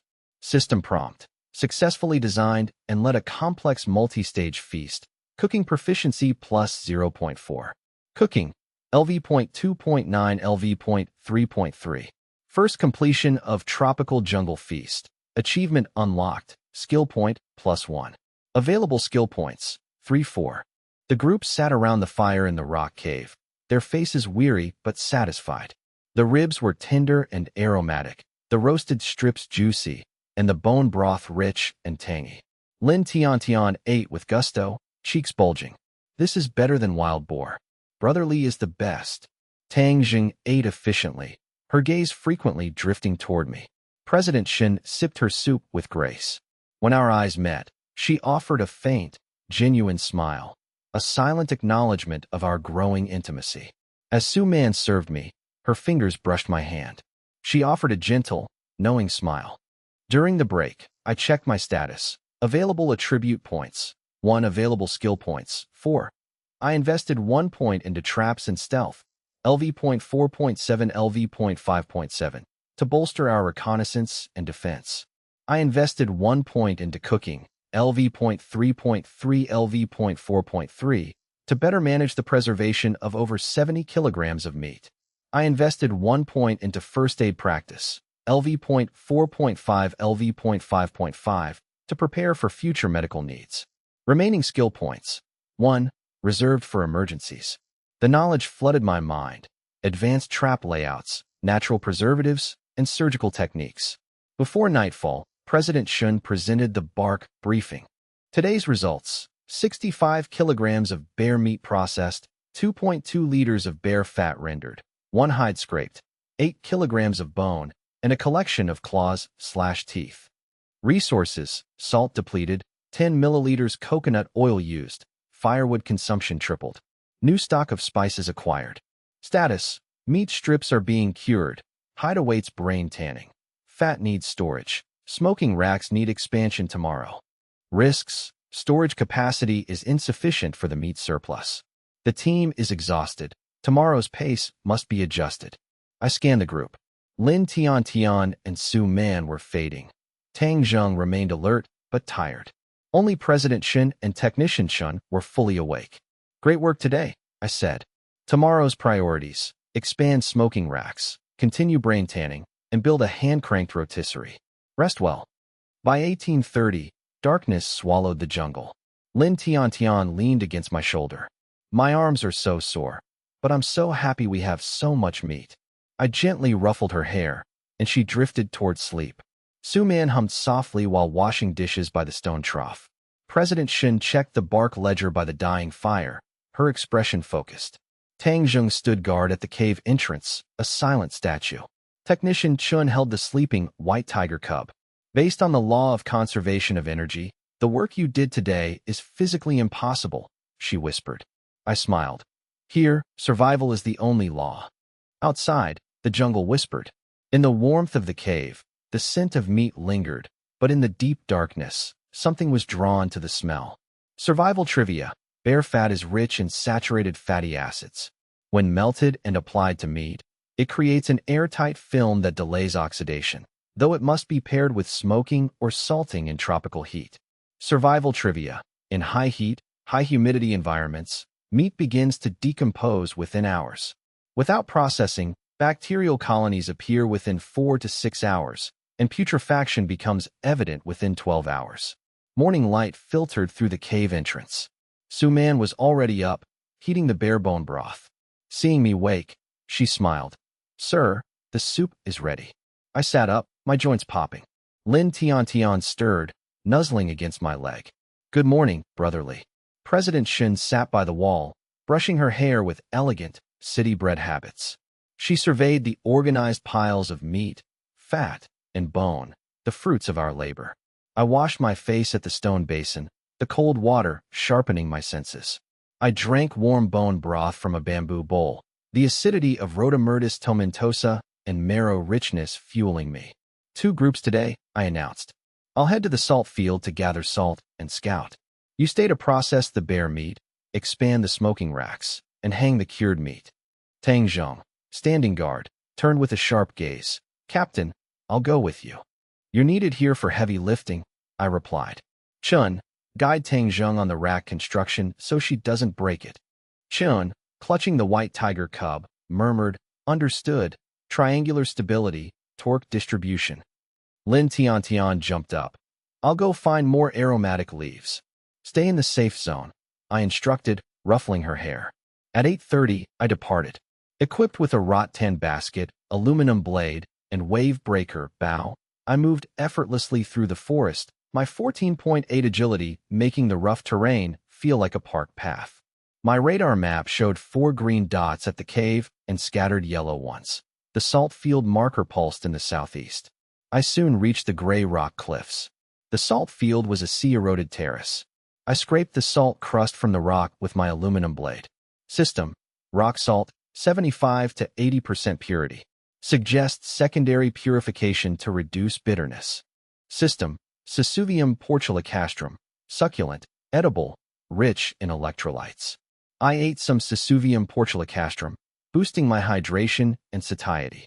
I patiently scraped salt into my basket while monitoring the radar map for nearby resources. By 9:10, I had 10 kilograms of salt secured. On the return, I detoured through the coconut grove. I found trees bearing small, wrinkled, yellow-brown fruits. System: Soapberry, Sapindus mucoracea contains saponin, a natural cleanser. I collected 30 fruits for cleaning supplies. Near the Rhodamyrtus tomentosa bushes, I found a wetland with ferns. System: Water fern, Ceratopterus thalictroides edible, but requires boiling. I harvested a bundle of shoots. Nearby, I found fresh Termitomyces spp. At a dead tree base. I returned to the cave at 9:40. Agility increased to 14.9. Outside, the team was busy. Chen was sketching structural diagrams in the dirt, explaining the principles of triangular support to Tangzheng. Tangzheng mimicked the angles, focused and intense. I returned and checked their progress. Tangzheng confidently explained the plan, crediting Chen's clear instructions. President Shun was busy applying marinade to the meat. Lin Tiantian returned with aromatic leaves and roots. System: Eucalyptus citriodora, insect repellent, aromatic. System: Symbopogon citratus, insect repellent, digestive aid. Perfect for the smoker, I noted. Suman greeted me with a smile while slicing Yudo. System: Suman, affinity 100%. I checked her forehead. She was recovering well. I joined the construction effort. Using my craftsmanship skill, I directed the expansion of the smoking rack into a 3-tiered structure. Chen supervised the technical spacing for optimal smoke flow. The white tiger cub played nearby. Tang Zheng used her strength to secure the pillars firmly into the ground. I cautioned her to be precise, causing her to blush slightly. By 10:30, the sturdy 3-tier smoking rack and a simple drying rack were complete. President Shun began transferring the meat. Lin Tiantian added the aromatic herbs to the fire, filling the air with a pleasant scent. I approved of the setup and decided to craft new tools. I selected a straight branch and began sanding it smooth with sandstone. I need a drill, I muttered. I crafted a bone drill by attaching a sharp bear canine to a wooden rod with pine resin and binding it tightly with needham fibers. I then constructed a bow drill, a flexible needham vine tied to a curved hardwood stick, with a pebble acting as a bearing cap for the drill rod. I demonstrated the tool, explaining that the bow-driven rotation is more efficient, stable, and precise than manual drilling. Technician Chen observed that the bow's friction only drives the rod in one direction, ensuring consistent rotation. Lin Tiantian marveled at the speed, triggering a system notification. First-time creation of bow drill. Achievement unlocked, skill point +1. I allocated the new skill point to melee blocking. A surge of knowledge regarding defensive mechanics, force redirection, and efficient movement flooded my mind. Melee blocking, LV.1.4, LV.2.4. I set the drill aside. For the hand-cranked rotisserie, I used the bow drill to bore precise holes into 2 bamboo shafts. I carved 6 bamboo gears, each with 1 centimeter teeth, to facilitate the rotation mechanism. The gears were mounted on the shafts and connected with needham vine belts, calibrated for perfect tension. I added a hand-cranked handle to the drive shaft, allowing both main shafts to rotate in opposite directions simultaneously. By 12:15, the rotisserie was complete. I loaded it with meat skewers and began cranking. The gears engaged, rotating the meat evenly over the fire until it sizzled with rendered fat. Suman noted that this would save them from the fatigue of holding skewers manually. Lin Tiantan eagerly tried it, triggering. First-time design of hand-cranked rotisserie, skill point +1. Cooking, LV.5.3, LV.5.5. I invested the point into farming, raising it from LV.0.0 to LV.1.0. I gained foundational farming knowledge. Hardcore tips. The bow drill is an ancient, efficient tool for processing wood, bone, and horn. Survival trivia. Soapberry saponins are toxic to cold-blooded animals. Crushed fruit can stun fish in still water, but use with caution. The afternoon heat remained outside the cave's barrier. I prepared to tan the bear hide, using a coconut bowl of brain paste as a softening agent. I instructed President Shun to apply the paste thinly and evenly, like butter. President Shun watched intently, ready to record the process on bark with charcoal. I folded the hide and began kneading the oils into the fibers to prevent it from drying into a stiff board. President Shun documented the process, noting the transition to the kneading phase.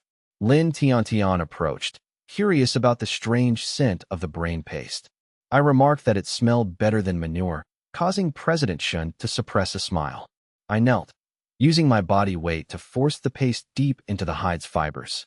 System prompts: brain tanning in progress, craftsmanship plus 0.1, strength plus 0.1. By 2 p.m., the first round of kneading was done. The hide was softer and hung to dry. I noted that the process would require 3 rounds of soaking and kneading. President Shun finished her notes and offered to help me clean my hands. I realized my hands were covered in sticky, semi-dried paste. Lin Tiantian arrived with soapberry fruits, eager to demonstrate their cleaning properties. I rubbed the fruit in water, producing a fragrant, white lather. I cleaned my hands easily, noting the fruit's utility for laundry and hygiene. Lin Tiantian played with the foam, accidentally covering her face in bubbles. Su Man gently warned her to keep the soap out of her eyes. Lunch consisted of wild taro soup with water fern and termitomyces, while the rotisserie cooked the bear meat. They finished with rhodomyrtus tomentosa berries. I enjoyed the meal, noting the rich, savory flavors. Satiety 78%, 82%. Hydration 83%, 85%. Lin Tiantian found the berries tart, but appetizing. Tang Zheng ate quietly, observing the efficiency of the rotisserie. President Shin ate with a relaxed posture, clearly more at ease. Technician Chun fed scraps of meat to the white tiger cub. After the meal, the group returned to their tasks. President Shin worked on shaping clay pots to store fat and salt. I noticed a smudge of mud on her nose and wiped it away. Their eyes met briefly before I withdrew my hand. President Shun returned to her pottery, a faint blush appearing on her ears. Su Man dried water ferns and taro slices on banana leaves, humming softly. Lin Tiantian returned from patrolling with a handful of red berries, proudly showing them to me. Bright red berries with tiny grains sit on green sepals.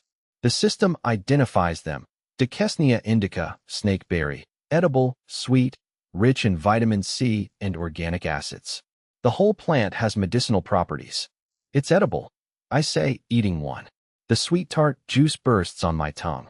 Lin Tiantian happily eats one, shares the rest, then returns to me, teasingly dangling a berry before my lips. I look at her, then lean in, catching both the berry and her fingertip in my mouth. Her skin brushes my tongue. Lin Tiantian blushes and pulls back. I catch her wrist, eat the berry from her hand, and whisper something into her ear. Lin Tiantian turns bright red and hides behind Su Man, who hugs her with a gentle smile directed at me. Technician Chun conducts training by the cave. She draws a path on the ground with meat at the end. White tiger cub stares at the meat, tail twitching. Come here, Chun commands. White tiger cub looks at the meat, then at her, remaining still. The path of least energy, it doesn't have to be a straight line. Chun mutters, adjusting her glasses. I squat nearby. Chun lowers her voice. I'm trying to establish a conditioned reflex, linking the command come here to getting food. I ask. Chun nods eagerly, explaining operant conditioning and Pavlovian theory. But the wild has too many variables. White tiger cub darts forward, swallows the meat, and tilts its head innocently. Chun freezes. I laugh and pat the cub's head. It's more impatient than you. Tangjing chops wood with a stone axe. Her movements are precise and efficient. As she pauses, sweat beads on her neck, releasing a faint scent of lychee and milk. She frowns, wondering if her work is good enough. Su Man approaches, praising the wood's size and quality. Tang Zheng relaxes, nodding, though she keeps stealing glances at me. I complete 2 tasks in the afternoon. First, a third composite bow. I refine the Borneo ironwood frame and prepare a dried Crocodylus porosus tendon, twisting it into a high-tension string. I test the bow. It hums with an 85-pound draw weight. Range shooting proficiency plus 0.1 second, upgraded bone hammers. I use bare leg bones, carving non-slip grips with hot bamboo. They are heavy and well-balanced. Tangjing approaches. I beckon her over. Check the bowstring windings for unevenness, I say, handing her the bow. Tang Zheng handles it like a treasure, her expression focused as she inspects the knots. Here, she points to a slight bump. The thread is twisted. Sharp eyes, I say, adjusting it. Small flaws can cause snapping. Tang Zheng nods, watching my hands intently until dinner at 5:30 p.m. Dinner features taro and bare-bone stew, rehydrated water fern, smoked meat strips with eucalyptus and lemongrass, and grilled ribs. Lin Tiantian garnishes the stew with red snake berries. The mood is relaxed. Lin Tiantian recounts the cub's antics. Tang Zheng gives her best rib to me, and the others chat about work and consumption. Firelight illuminates their faces. After dinner, President Shun reports on their progress. Resources: salt, soapberry, water fern, termitomyces spp, berries, and aromatic herbs. Facilities: smoking rack, drying rack, bow drill, and rotisserie. Work: meat processing, smoking, brain tanning, and new tools completed. Consumption: increased firewood and herb usage. Pending: salt purification, pottery for oil storage, and continued smoking. She looks to me. I approve the plan and suggest scouting land for planting Manhua esculenta and Colocasia esculenta. Chen suggests adding organic matter to the soil. Lin Tiantian suggests using fertilizer, manure, causing laughter. Night falls. Lin Tiantian leans on my shoulder, remarking on the productive day. Her hair smells of soapberry. Suman offers to massage my shoulders. Her professional technique eases my tension. President Shun secures the cave entrance and remarks, "Everyone worked well together today." She looks down, slightly embarrassed by her own rare compliment. Tang Zheng stands guard, her posture softer than usual. Shin notes that the rainy season is likely ending, making it perfect for planting. I agree and insist that Tang Zheng rest for her tasks tomorrow. Tang Zheng obeys, lying down nearby, but remaining alert. The cave is quiet. The radar map shows only minor activity nearby. The fire crackles. I watch the women sleep. President Shun looks peaceful. Lin Tiantian curls up like a cat. Su Man smiles in her sleep, and Tang Zheng breathes deeply. Shin sleeps with the cub, looking youthful without her glasses. Shadows dance on the cave walls. 300 meters away, a red dot flickers on the radar map and vanishes. I check the time. 2047, January 13th. 2026. I add wood to the fire. The night is long. Hardcore tips. Bare brain tanning is an ancient technique. The natural oils in the brain penetrate collagen fibers to prevent hardening. Repeated rubbing and drying at least 3 times yields soft, durable leather. Survival trivia. When using a bow drill, place a pinch of fine sand or moist clay into the bearing block socket to reduce friction and heat, preventing the drill shaft from cracking. Morning light filtered through the cave's barrier, casting long, slanted beams across the floor. I woke to find the fire Tang Zheng had tended at 3 a.m. reduced to glowing embers and thin wisps of smoke. My radar map showed a clear 200-meter radius. 6 green dots remained in the cave. The red dot from yesterday evening was gone. I rose and crouched beside Su Man's sleeping mat. Su Man slept soundly. The system interface displayed. Body temp 36.6 degrees Celsius, forearm fracture healing well, 5th day of period, symptoms subsiding, affinity 100%. I touched her forehead. Su Man's lashes fluttered as she opened her eyes, smiling gently. "Good morning, sir." "Morning," I replied. "How are you feeling?" "Much better." I helped her sit up. Despite her arm sling, her movements were noticeably more agile than before. Lin Tiantian rustled over, clinging to me. "Morning kiss, Brother Yunfan." Her hair was a mess, and she nuzzled into my chest. I chuckled, pinching her cheek. "You haven't brushed your teeth yet." "I don't care." Lin Tiantian pouted, tilting her face up. I kissed her forehead. When she tried to press for more, I held her head back. "Be good, go wash up first." President Shun sat up, combing her long hair with her fingers, looking at me with a drowsy, early morning gaze. Tang Zheng entered, her silver-streaked ponytail slightly loose. Seeing me, she stood at attention. "Captain, no anomalies from 3 to 7. "Rest up," I said. Tang Zheng shook her head despite her bloodshot eyes. Technician Shin sat up with white tiger cub, who yawned, its heterochromia, eyes narrowing. Breakfast was reheated wild taro and bare-bone soup, served with smoked meat and Rhodamyrtus tomentosa berries. As the pot bubbled, I assigned tasks. 2 goals today, I said. First, finish purifying the salt. Second, find a suitable spot for farming. Suman paused. Farming. We can't rely solely on foraging, I said, blowing on my soup. If we can grow Manhua esculenta or Colocasia esculenta, our food supply will be stable. President Shin bit into a strip of smoked meat.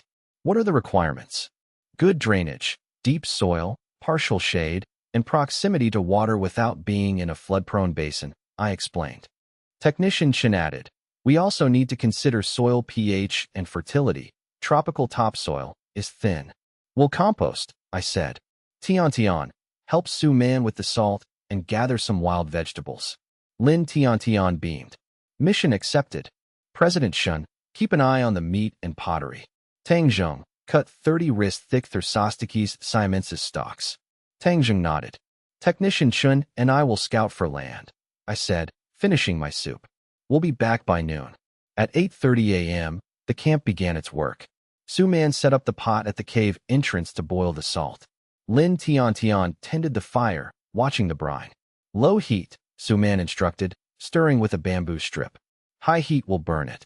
Lin Tian adjusted the fire. As the water evaporated, white crystals formed on the pot walls. Su Man inspected the crystals with bamboo tongs. Very little impurity. It's whiter than the first batch. Lin Tian reached for a taste, but Su Man swatted her hand away. It's hot. Once cooled, Lin Tian tried a grain.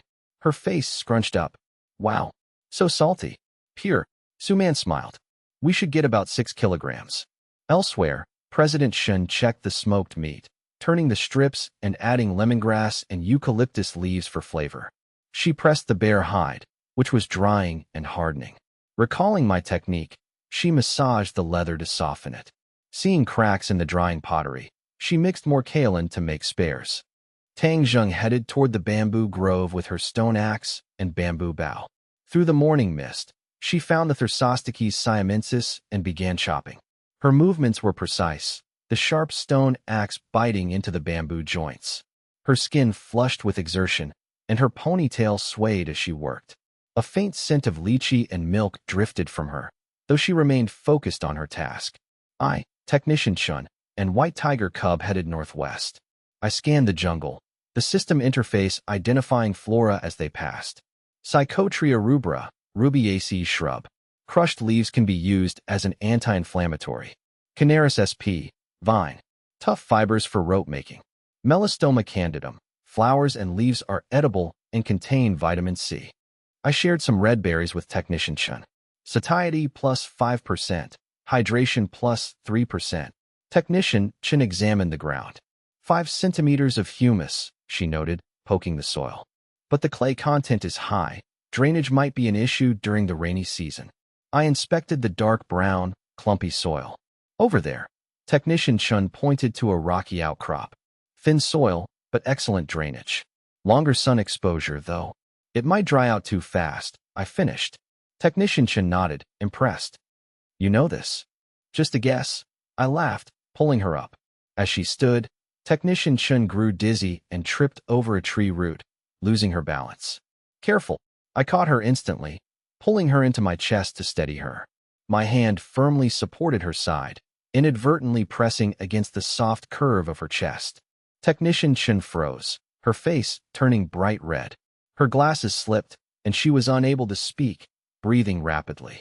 I felt the soft, resilient contact. I looked down at her, seeing her flushed neck and rigid posture. I held her for several seconds until she regained her footing, my gaze darkening slightly. Looks like your stamina hasn't fully recovered, I said casually, adjusting my grip to a more gentlemanly hold, though the moment remained etched in our minds. I'm sorry. Technician Shun stammered, her voice barely a whisper. The path is rough, let me help you. I cut off her apology, scooped her up, and carried her in my arms. Shun Mo gasped, instinctively clutching my neck before trying to pull back, eventually settling for gripping her own clothes in embarrassment. She buried her burning face in her hoodie, unable to look at me. Shun Mo affinity plus 10%, current, 68%. Affinity reached. Obedient reliance. Node. Attribute points +2. Available. 02. The system notified me. I smiled faintly, walking steadily. Chun Mo felt light in my arms, though I could feel her tense body and the intense heat radiating from her. White tiger cub followed, tilting its head and letting out a curious purr. After 100 meters, the terrain leveled into a sheltered terrace shaded by syzygium jambos and musa itinerants. I set Chun-Mo down and steadied her. What do you think of this spot? Chun-Mo, still flushed and shaky, adjusted her glasses to hide her nerves. She mumbled an agreement, her heart racing until the redness in her ears finally began to fade. She forced herself into analysis mode, using the terrain to distract herself from the lingering sensation of my touch. I paced the area, nodding. Good shelter and sunlight. My calm tone effectively refocused them on their task. The 80-square-meter terrace had soft, stone-free soil. System, pH 6.2, ideal for Manhua esculenta/Colocasia esculenta. Medium fertility, low reclamation difficulty. This is the spot, I decided. Chun-Mo drew lines with a branch. We can terrace along the contours for drainage without losing soil. White tiger cub suddenly froze, tail stiff, sniffing the bushes. A flock of red jungle fowl burst out. I instinctively grabbed my sling, loaded a stone, and swung it in an arc. With a thud, a bird dropped. White tiger cub pounced on the prey. Range shooting +0.1. First successful hunt with sling, skill point +1. I picked up the 1.5 kilograms bird and spotted nearby plants. Manhua esculenta with reddish stems. Manhua esculenta, starchy roots, requires detoxification. Seedlings can be transplanted. Nearby were Colocasia esculenta, Curcuma longa, and 2 papaya seedlings in the rock crevices. A gold mine, I laughed. I had Chun-Mo mark the ground while I piled stones to define the terrace boundaries. On the way back, I spent 1 skill point on farming. As my skill hit LV point 2.0, a flood of knowledge regarding soil preparation and crop management filled my mind. What's wrong? Chun-Mo asked. Nothing, I replied. I figured out the planting plan. By noon, they returned to the rock cave where Tang Zheng had stacked bamboo. Su Man had refined 6 kilograms of salt, while Lin Tiantian gathered herbs. Lunch consisted of vegetable soup, smoked meat, and the roasted red jungle fowl. I proposed a 30-square-meter pilot plot. We'll start small, I said, planning to craft hoes that afternoon. I fashioned 2 hoes from bamboo poles and sharpened stone blades. I secured the blades with vines and hardened them over a fire. Testing the balance, I declared them ready. By 2 p.m., they were at the terrace. Tang Zheng cleared the brush with a stone axe, expertly pulling out roots. I began tilling, my LV point 2.0 farming skills making my movements efficient and precise. Watch closely, I told Lin Tiantian. Use your core, not just your arms. When Lin Tiantian struggled, I stepped behind her to adjust her grip. Lean forward on the downstroke, pull back on the lift. Lin Tiantian blushed at my proximity, but learned quickly, successfully turning the soil. Exactly like that. Shin Qingxiu and Su Man transported wood ash to amend the soil, Shin Qingxiu showing less hesitation than before. It's potash to balance the acidity, I explained. Su Man carefully spread humus with her good hand. Chun-Mo marked the drainage furrows along the contours. White tiger cub played nearby. Farming +0.2. Strength +0.1. Constitution +0.1. After an hour, I served water using a leaf funnel. Su Man drank directly from my hands, her eyes soft as she looked at me. Lin Tiantian complained of fatigue, so I massaged her arm, earning a satisfied hum. I then patted Tang Zheng on the shoulder. You've done the heavy lifting today, thank you. Tang Zheng blushed, her scent of lychee and milk lingering. I lingered for a moment before moving on. By 5:30 p.m., they had prepared 30 square meters and transplanted the seedlings. I built a crude fence. It's a start, I said. On the return trip, Tang Zheng checked the traps, catching a 0.5 kilograms jungle rat. Dinner was Su Man's idea, bamboo tube rice. They mixed diced Manhua esculenta, smoked meat, and herbs, seasoning with salt and coconut oil. Lin Tiantian filled the bamboo tubes, and Shin Qingqiu sealed them with banana leaves. Chun Mo suggested, bury them at an angle in the hot ashes and rotate them. After 40 minutes, the meal was perfectly cooked, the aroma of bamboo and meat filling the air. Everyone ate happily, Lin Tiantian noting it tasted better than boiled food. After the report, I named the plot Chunian Garden. Chunian Garden. Suman smiled. That's lovely. After cleaning up, Suman approached me. Sir, I'm sore. Could you accompany me to the hot spring? She looked at me with a mix of anticipation and cautious probing. Her soft invitation echoed clearly in the quiet cave, drawing everyone's attention. Lin Tiantian, sitting by the fire, pouted with longing, wanting to go too. However, seeing Su Man's injured arm, she swallowed her words, only staring at me with aggrieved, wide eyes. Tang Zheng paused, her stone axe sharpening, her gaze calm, but her grip tightening momentarily before she resumed her work. Technician Chen retreated into her corner, hat pulled low. Her ears flushed red in the firelight as she mindlessly stroked the white tiger cub. President Shen stopped cleaning her hands, her cold gaze shifting from Su Man to me. She frowned slightly, but remained silent, waiting for my response. I took in their reactions and calmly agreed. All right, I could use a break myself. I stood up, offering a gentle smile. Everyone worked hard today, get some rest. As I passed President Shun, I briefly touched her hand, a fleeting gesture of comfort. President Shun's fingertips trembled, her expression softening as the tension in her body dissipated. We walked toward the back of the cave, entering the warm, humid air of the hot spring room. The water was 42 degrees, thick with steam. Suman turned her back to me to undress. Despite our intimacy, the secluded, steamy space made her ears burn. She folded her clothes neatly and stepped into the water. The warmth enveloped her, and she leaned against the edge, resting her injured arm on the rim. I carefully unwrapped her arm, using the steam to soothe the skin. Healing well, I noted, pressing gently. The swelling had subsided. As she washed, Suman asked softly, Sir, could you help me with my back? My arm is inconvenient. I took the cloth and wiped her back gently, leaving faint red marks on her fair skin. Suman's neck flushed, and her body shivered slightly.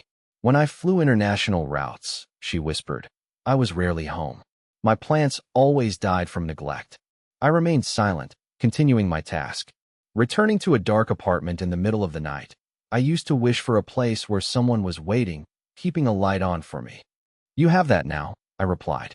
Even if it's just a cave, she smiled, eyes glistening. I promised, I'll build you something better. After washing, I checked her feet, pressing my thumb into her arch. Does this still hurt? Suman's toes curled, her voice trembling. It tickles, but it doesn't hurt anymore. Her eyes were hazy and alluring. I pulled her close and kissed her. Suman softened in my arms, responding with clumsy passion as water dripped from the cave walls. When we parted, she buried her face in my chest. Yinfan, I am yours. Please, let me serve by your side forever. I held her tight, resting my chin on her head. Yes, my flight attendant. We returned to find the others preparing for sleep. Lin Tiantian sniffed the air near me, whispering, Brother Yunfan, you smell like Sister Su Man. I flicked her forehead with a smile, saying nothing. President Shin paused, her eyes sweeping over the radiant Su Man and then me. She pursed her lips and meticulously smoothed her bedding. Technician Chun was already curled up, while the white tiger cub poked its head out, sniffing the air in confusion. Su Man hummed a tune, her eyes filled with tenderness as she looked at me. As night deepened, I added wood to the fire. On the radar map, a red dot flickered 200 meters away for 3 seconds before vanishing. It was 21:17, January 14th, 2026. The night was long. Hardcore tips. The bamboo membrane inside bamboo rice releases natural preservatives when heated, inhibiting bacteria and extending shelf life. Survival trivia. When using a stone axe, cut V-shaped notches on opposite sides of a tree trunk, pointing in your direction of travel to serve as markers. Morning light filtered into the cave, with mist drifting across the floor like thin gauze. I woke, checking the radar map. 6 green dots within 200 meters, with scattered yellow dots. Good. I sat up. Tang Zheng stood by the fire, posture rigid, lips pressed into a thin line. The system interface displayed. Name, Tang Zheng. Status, awake, mild fatigue, shoulder wound healing well, 36.7 degrees Celsius. Affinity, 100%. Physical status, day 1 of menstrual cycle, no pain, high energy, but prone to irritability. I realized the human artillery was in a sensitive period and needed careful handling. I approached and touched her forehead. First day? Are you uncomfortable? Tang Zheng stiffened, her pale cheeks flushing. Reporting, Captain. No pain. Just annoyed. I smiled and retrieved a primitive sanitary pad made of cattail down and banana leaf fibers. I handed it to her. Rules apply. Take it easy today. And don't take your mood out on the trees. Tang Zheng took it, her fingers brushing the soft material. Understood, she whispered. Su Man was awake, testing her arm. She removed the sling and flexed her elbow, looking relieved. How is it? I asked. Much better, she said, folding the sling. Just being careful. She began breakfast, using her left hand and the right for support, heating bamboo rice and adding plantain leaves and turmeric to the pot. Lin Tiantian sat up, rubbing her eyes. Seeing me, she leaned toward me. Good morning, Brother Yinfan. President Shun brushed her hair, while Technician Shin pushed up her glasses and set the white tiger cub down. The cub stretched, its heterochromatic eyes sparkling as it rubbed against my leg. During breakfast, I assigned tasks. Shun, finish purifying the salt and check the pottery molds. We need to store that bear fat. President Shin nodded. 4 kilograms of salt left. I'll finish by noon. Tang, Chun, and I will clear the rest of the Chunian garden and dig drainage ditches. Su Man, you're in charge of the camp. Keep the fire going, tin the smoked meat, and plan a celebratory dinner. Lin Tiantian cheered. I want grilled fish. I flicked her forehead. Only if you find some. Leave it to me, she boasted. The white tiger cub crunched on bare bones. I noted it was 3 months and 11 days old, weighing 10 kilograms and growing fast. At 9 a.m., we arrived at the Chunian garden.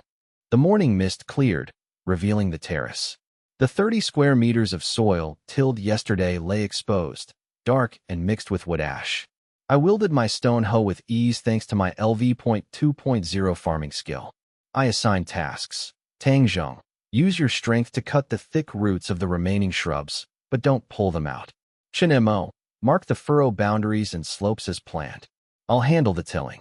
I swung the hoe, turning over a large chunk of soil with precision. Farming proficiency plus 0.1. Tang Zheng struck the shrubs with her stone axe. Each blow was heavy, sending wood chips flying. Her pale skin glistened with sweat, releasing a faint scent of lychee milk. I chuckled, finished my section, and handed her a bamboo tube of water. Take a break. Tang Zheng drank deeply, her expression softening. I'm fine, Captain. I know you're the strongest. I patted her shoulder. I've got a task for you this afternoon to burn off that energy. Chen Mo, crouching to mark the furrows, pushed up her glasses. Yinfan, the terrace tilts southwest with minor undulations. We should dig a shallow seepage pit in the lowest corner, connected to the dried creek, to manage excess water. I praised her insight. Agreed. Mark the area, and Tang Zheng and I will dig it this afternoon. During a break, I patrolled, my system interface identifying nearby flora. Black nightshade. Ripe berries are edible. Unripe fruit and plants contain toxic alkaloids. I ate 5 ripe berries. They were mildly sweet. Satiety plus 2%, hydration plus 1%. Chromalina odorata. Crushed leaves can stop bleeding and reduce inflammation. I collected several leaves from my pack. A red warning flashed for a nearby shrub, Lantana camara. Highly toxic. Leaves and unripe fruit are poisonous to humans and animals. I noted the location, musing that the rainforest was a dangerous pharmacy. I checked my skill panel. Unallocated skill points. 1. I focused on traps and stealth, currently LV.5.7. I allocated the point. As the skill hit LV.6.7, knowledge of complex trap mechanisms, camouflage, and stealth movement flooded my mind. Unallocated attribute points. 2. Strength and constitution were near their limit. I decided to save the points for intelligence or perception to better handle future threats. I kept them in reserve. Lin Tiantian ran over, holding a plant with hairy, irritating leaves. Brother Yinfan, I found this near the cave. It stings. I examined the plant. Nettle, stinging hairs inject formic acid. Tender leaves are edible when boiled. Stems provide high-quality fiber for textiles or rope. I checked Lin Tiantian's reddened fingers. No blisters had formed. This is nettle. It'll stop hurting soon. Use leaves to handle it next time, I explained. It's a great vegetable, and the fiber is superior to our current vine ropes. I showed her the stem, noting its potential for clothing and gear. Lin Tiantian beamed. I did a good job. I ruffled her hair. Su Man will give you extra rations today. By noon, they had completed 60 square meters of the Chunian garden. Su Man surprised everyone with lunch. She stir-fried smoked meat with blanched nettle, turmeric, and wild pepper, alongside a thick porridge of cassava, smoked meat, and plantain. The aroma was intoxicating. President Shun reported, 4 kilograms of refined salt are ready, totaling 10 kilograms. The pottery is dry. We can start building the kiln this afternoon. I agreed to help. I turned to Tang Zheng. Your afternoon task, smash those rocks into walnut-sized pieces for the kiln foundation and drainage. Tang Zheng grinned. Consider it done. I then called Chun Mo over. I held a branch, preparing to carve. I want to make a level to check the furrow slopes. What shape should the water channel be for maximum sensitivity? Chun Mo's eyes lit up. She analyzed the fluid dynamics of V-shaped versus U-shaped channels, discussing surface tension and capillary action. I listened, impressed by her academic passion. Chun Mo affinity plus 5%, current, 73%. I smiled. This was our version of romance. At 2 p.m., work resumed. I and Shin Qingxiu worked on upgrading the open-pit kiln. We're building a vertical kiln to increase temperature and efficiency, I explained. They used clay and stones to build the walls, carefully leaving vents.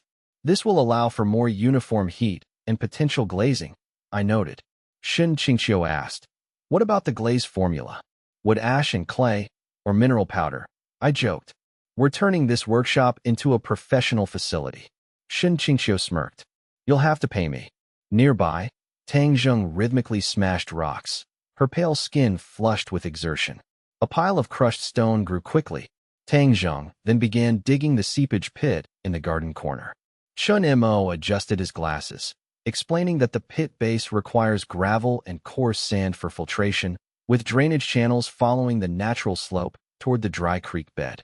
Lin Tiantian returned from exploring the safety zone with 2 finds, a low-growing herb with 3-lobed heart-shaped leaves and a thick-stemmed plant with reddish stalks. Excited, she showed them to me, noting the first tasted sour and the second felt fleshy. I identified them. Oxalis corniculata, sour, edible, clears heat and detoxifies.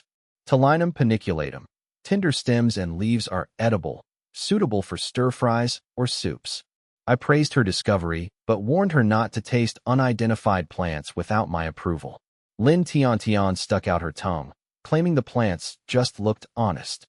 I worried about potential toxicity, resolving to rely on my system database as a safety filter. During a break, Su Man served mint and frangipani tea. I teased Tang Zheng about her heavy sweating. Tang Zheng blushed, while Lin Tiantian giggled.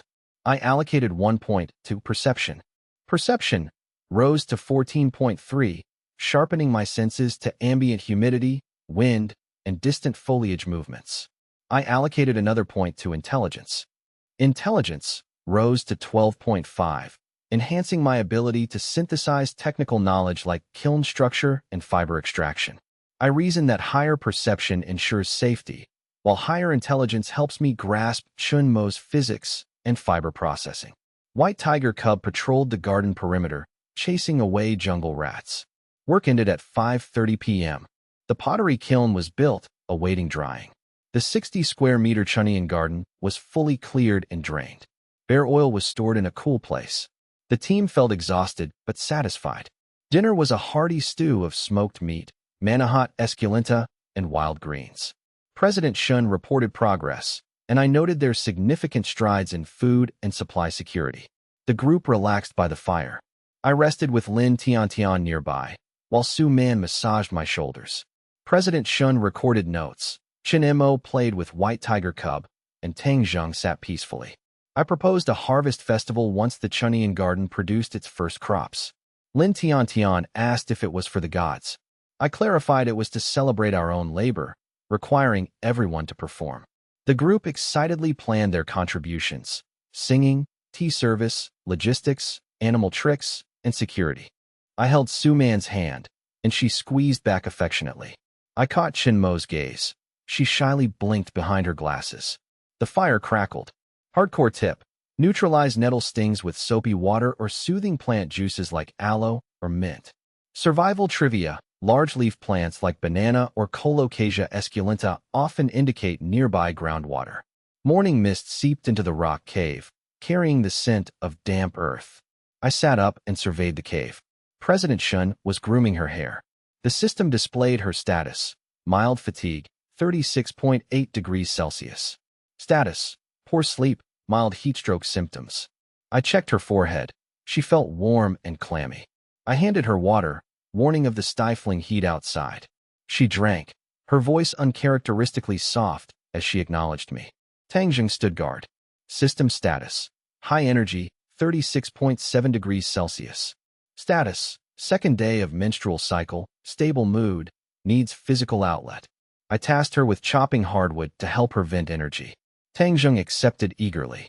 Breakfast was smoked meat and Manhua esculenta porridge. I assigned tasks. I and Tangjung would finish clearing the garden and find hardwood for the kiln. President Shin and Lin Tian would process fibers into rope in the shade. President Shin nodded. Su Man would prepare the pottery studio and inspect the kiln and clay pieces. Su Man smiled in agreement. Chun Mo would assist me in designing a water gate or reservoir for the creek bed. Chun Mo agreed to brainstorm the mechanics. White Tiger Cub ate its breakfast. Work resumed at 8:45 a.m. Sunlight hit the terrace, creating a humid, stifling atmosphere. I used my stone hoe, my LV 2.1 farming skill, making the work efficient and precise. Farming proficiency plus 0.1. Farming, LV 2.1, LV 2.2. Tangjung cleared roots with her stone axe, her focused efforts leaving her drenched in sweat. Chun Mo sketched diagrams in the dirt. During a break, I explored the perimeter. I identified Alocasia macrorhizos, noting its toxicity but utility as a makeshift raincoat. I avoided the plant. Near some ferns, I found Agave sicilana, a valuable source of high-strength fiber for ropes, though I noted the need to handle its thorns carefully. I spotted some natural steel cable material and called technician Shin over. I used my aluminum blade to harvest mature sisal leaves, noting their tough, serrated edges. We'll process these with nettles. Their fibers will complement each other. Chun examined the leaves, suggesting they use the longer, coarser sisal for load-bearing ropes and the finer, softer nettle fibers for weaving or binding. During a break, Chun sketched a sluice gate design on the ground. Look, Yin Fan, she explained, pointing to the drainage ditch. We build a V-shaped stone dam with a central gap controlled by a wooden board attached to a weighted lever. It'll act as a reservoir, and we can lift the board to release water. I nodded, questioning the seal and structural integrity against water pressure. Chen suggested using a clay and wood ash mixture for sealing and angling the dam to convert water pressure into foundation stability. Chen affinity plus 3%, current affinity 76%. My high perception 14.3 picked up faint grunts and rustling 200 meters away, a sound moving away from them. Wild boars nearby, but they're moving away, I whispered. Stay alert and keep working. Tang Zheng gripped her stone axe, scanning the jungle edge. President Shin and Lin Tian worked on banana leaves, processing nettle stalks and sisal. Shin used stone tools to strip and beat the sisal, while Lin rubbed nettle stalks between stones to loosen the fibers. Lin complained about the nettles pricking her fingers, finding them softer than vine bark. Shin scolded her to focus, reminding her that these fibers were their future clothing. Lin stuck her tongue out and resumed work. Despite the heat, Shin pushed through, while Lin excitedly discovered edible termitomyces mushrooms nearby. Su Man inspected the new vertical pottery kiln. The clay was dry and crack-free. She reinforced the base with stone fragments and clay, then checked the pottery blanks, mostly deep jars for storing bare oil and salt. At 11:30, The team returned to the cave for lunch. Su-man served a thick soup of smoked meat, Manhua esculenta, ginseng leaves, and mushrooms, paired with bamboo rice. Lin playfully fed me a sour oxalis leaf, making me wince. Is it sweet? Lin teased. I pinched her nose and fed her a piece of meat in retaliation. Su-man served soup, brushing my hand, while Shin looked away and Shin fed scraps to White Tiger Cub. The team reported their progress. Shun, nettle and sisal fibers are separated but need soaking and further combing. We'll continue this afternoon. The garden is fully cleared. Shun designed a clever sluice gate, so we'll gather stones for the dam this afternoon. Su-man, the kiln is ready for firing. I assigned tasks, Tang to chop wood, Shun and Lin to process fibers, and I and Shun to prepare the dam site. At 1:30 p.m., work resumed. I led Tang to a grove of hard oak trees, selecting a dead one for fuel.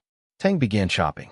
The rhythmic, strenuous labor provided a perfect outlet for Tang, who worked with focused intensity until the tree fell an hour later.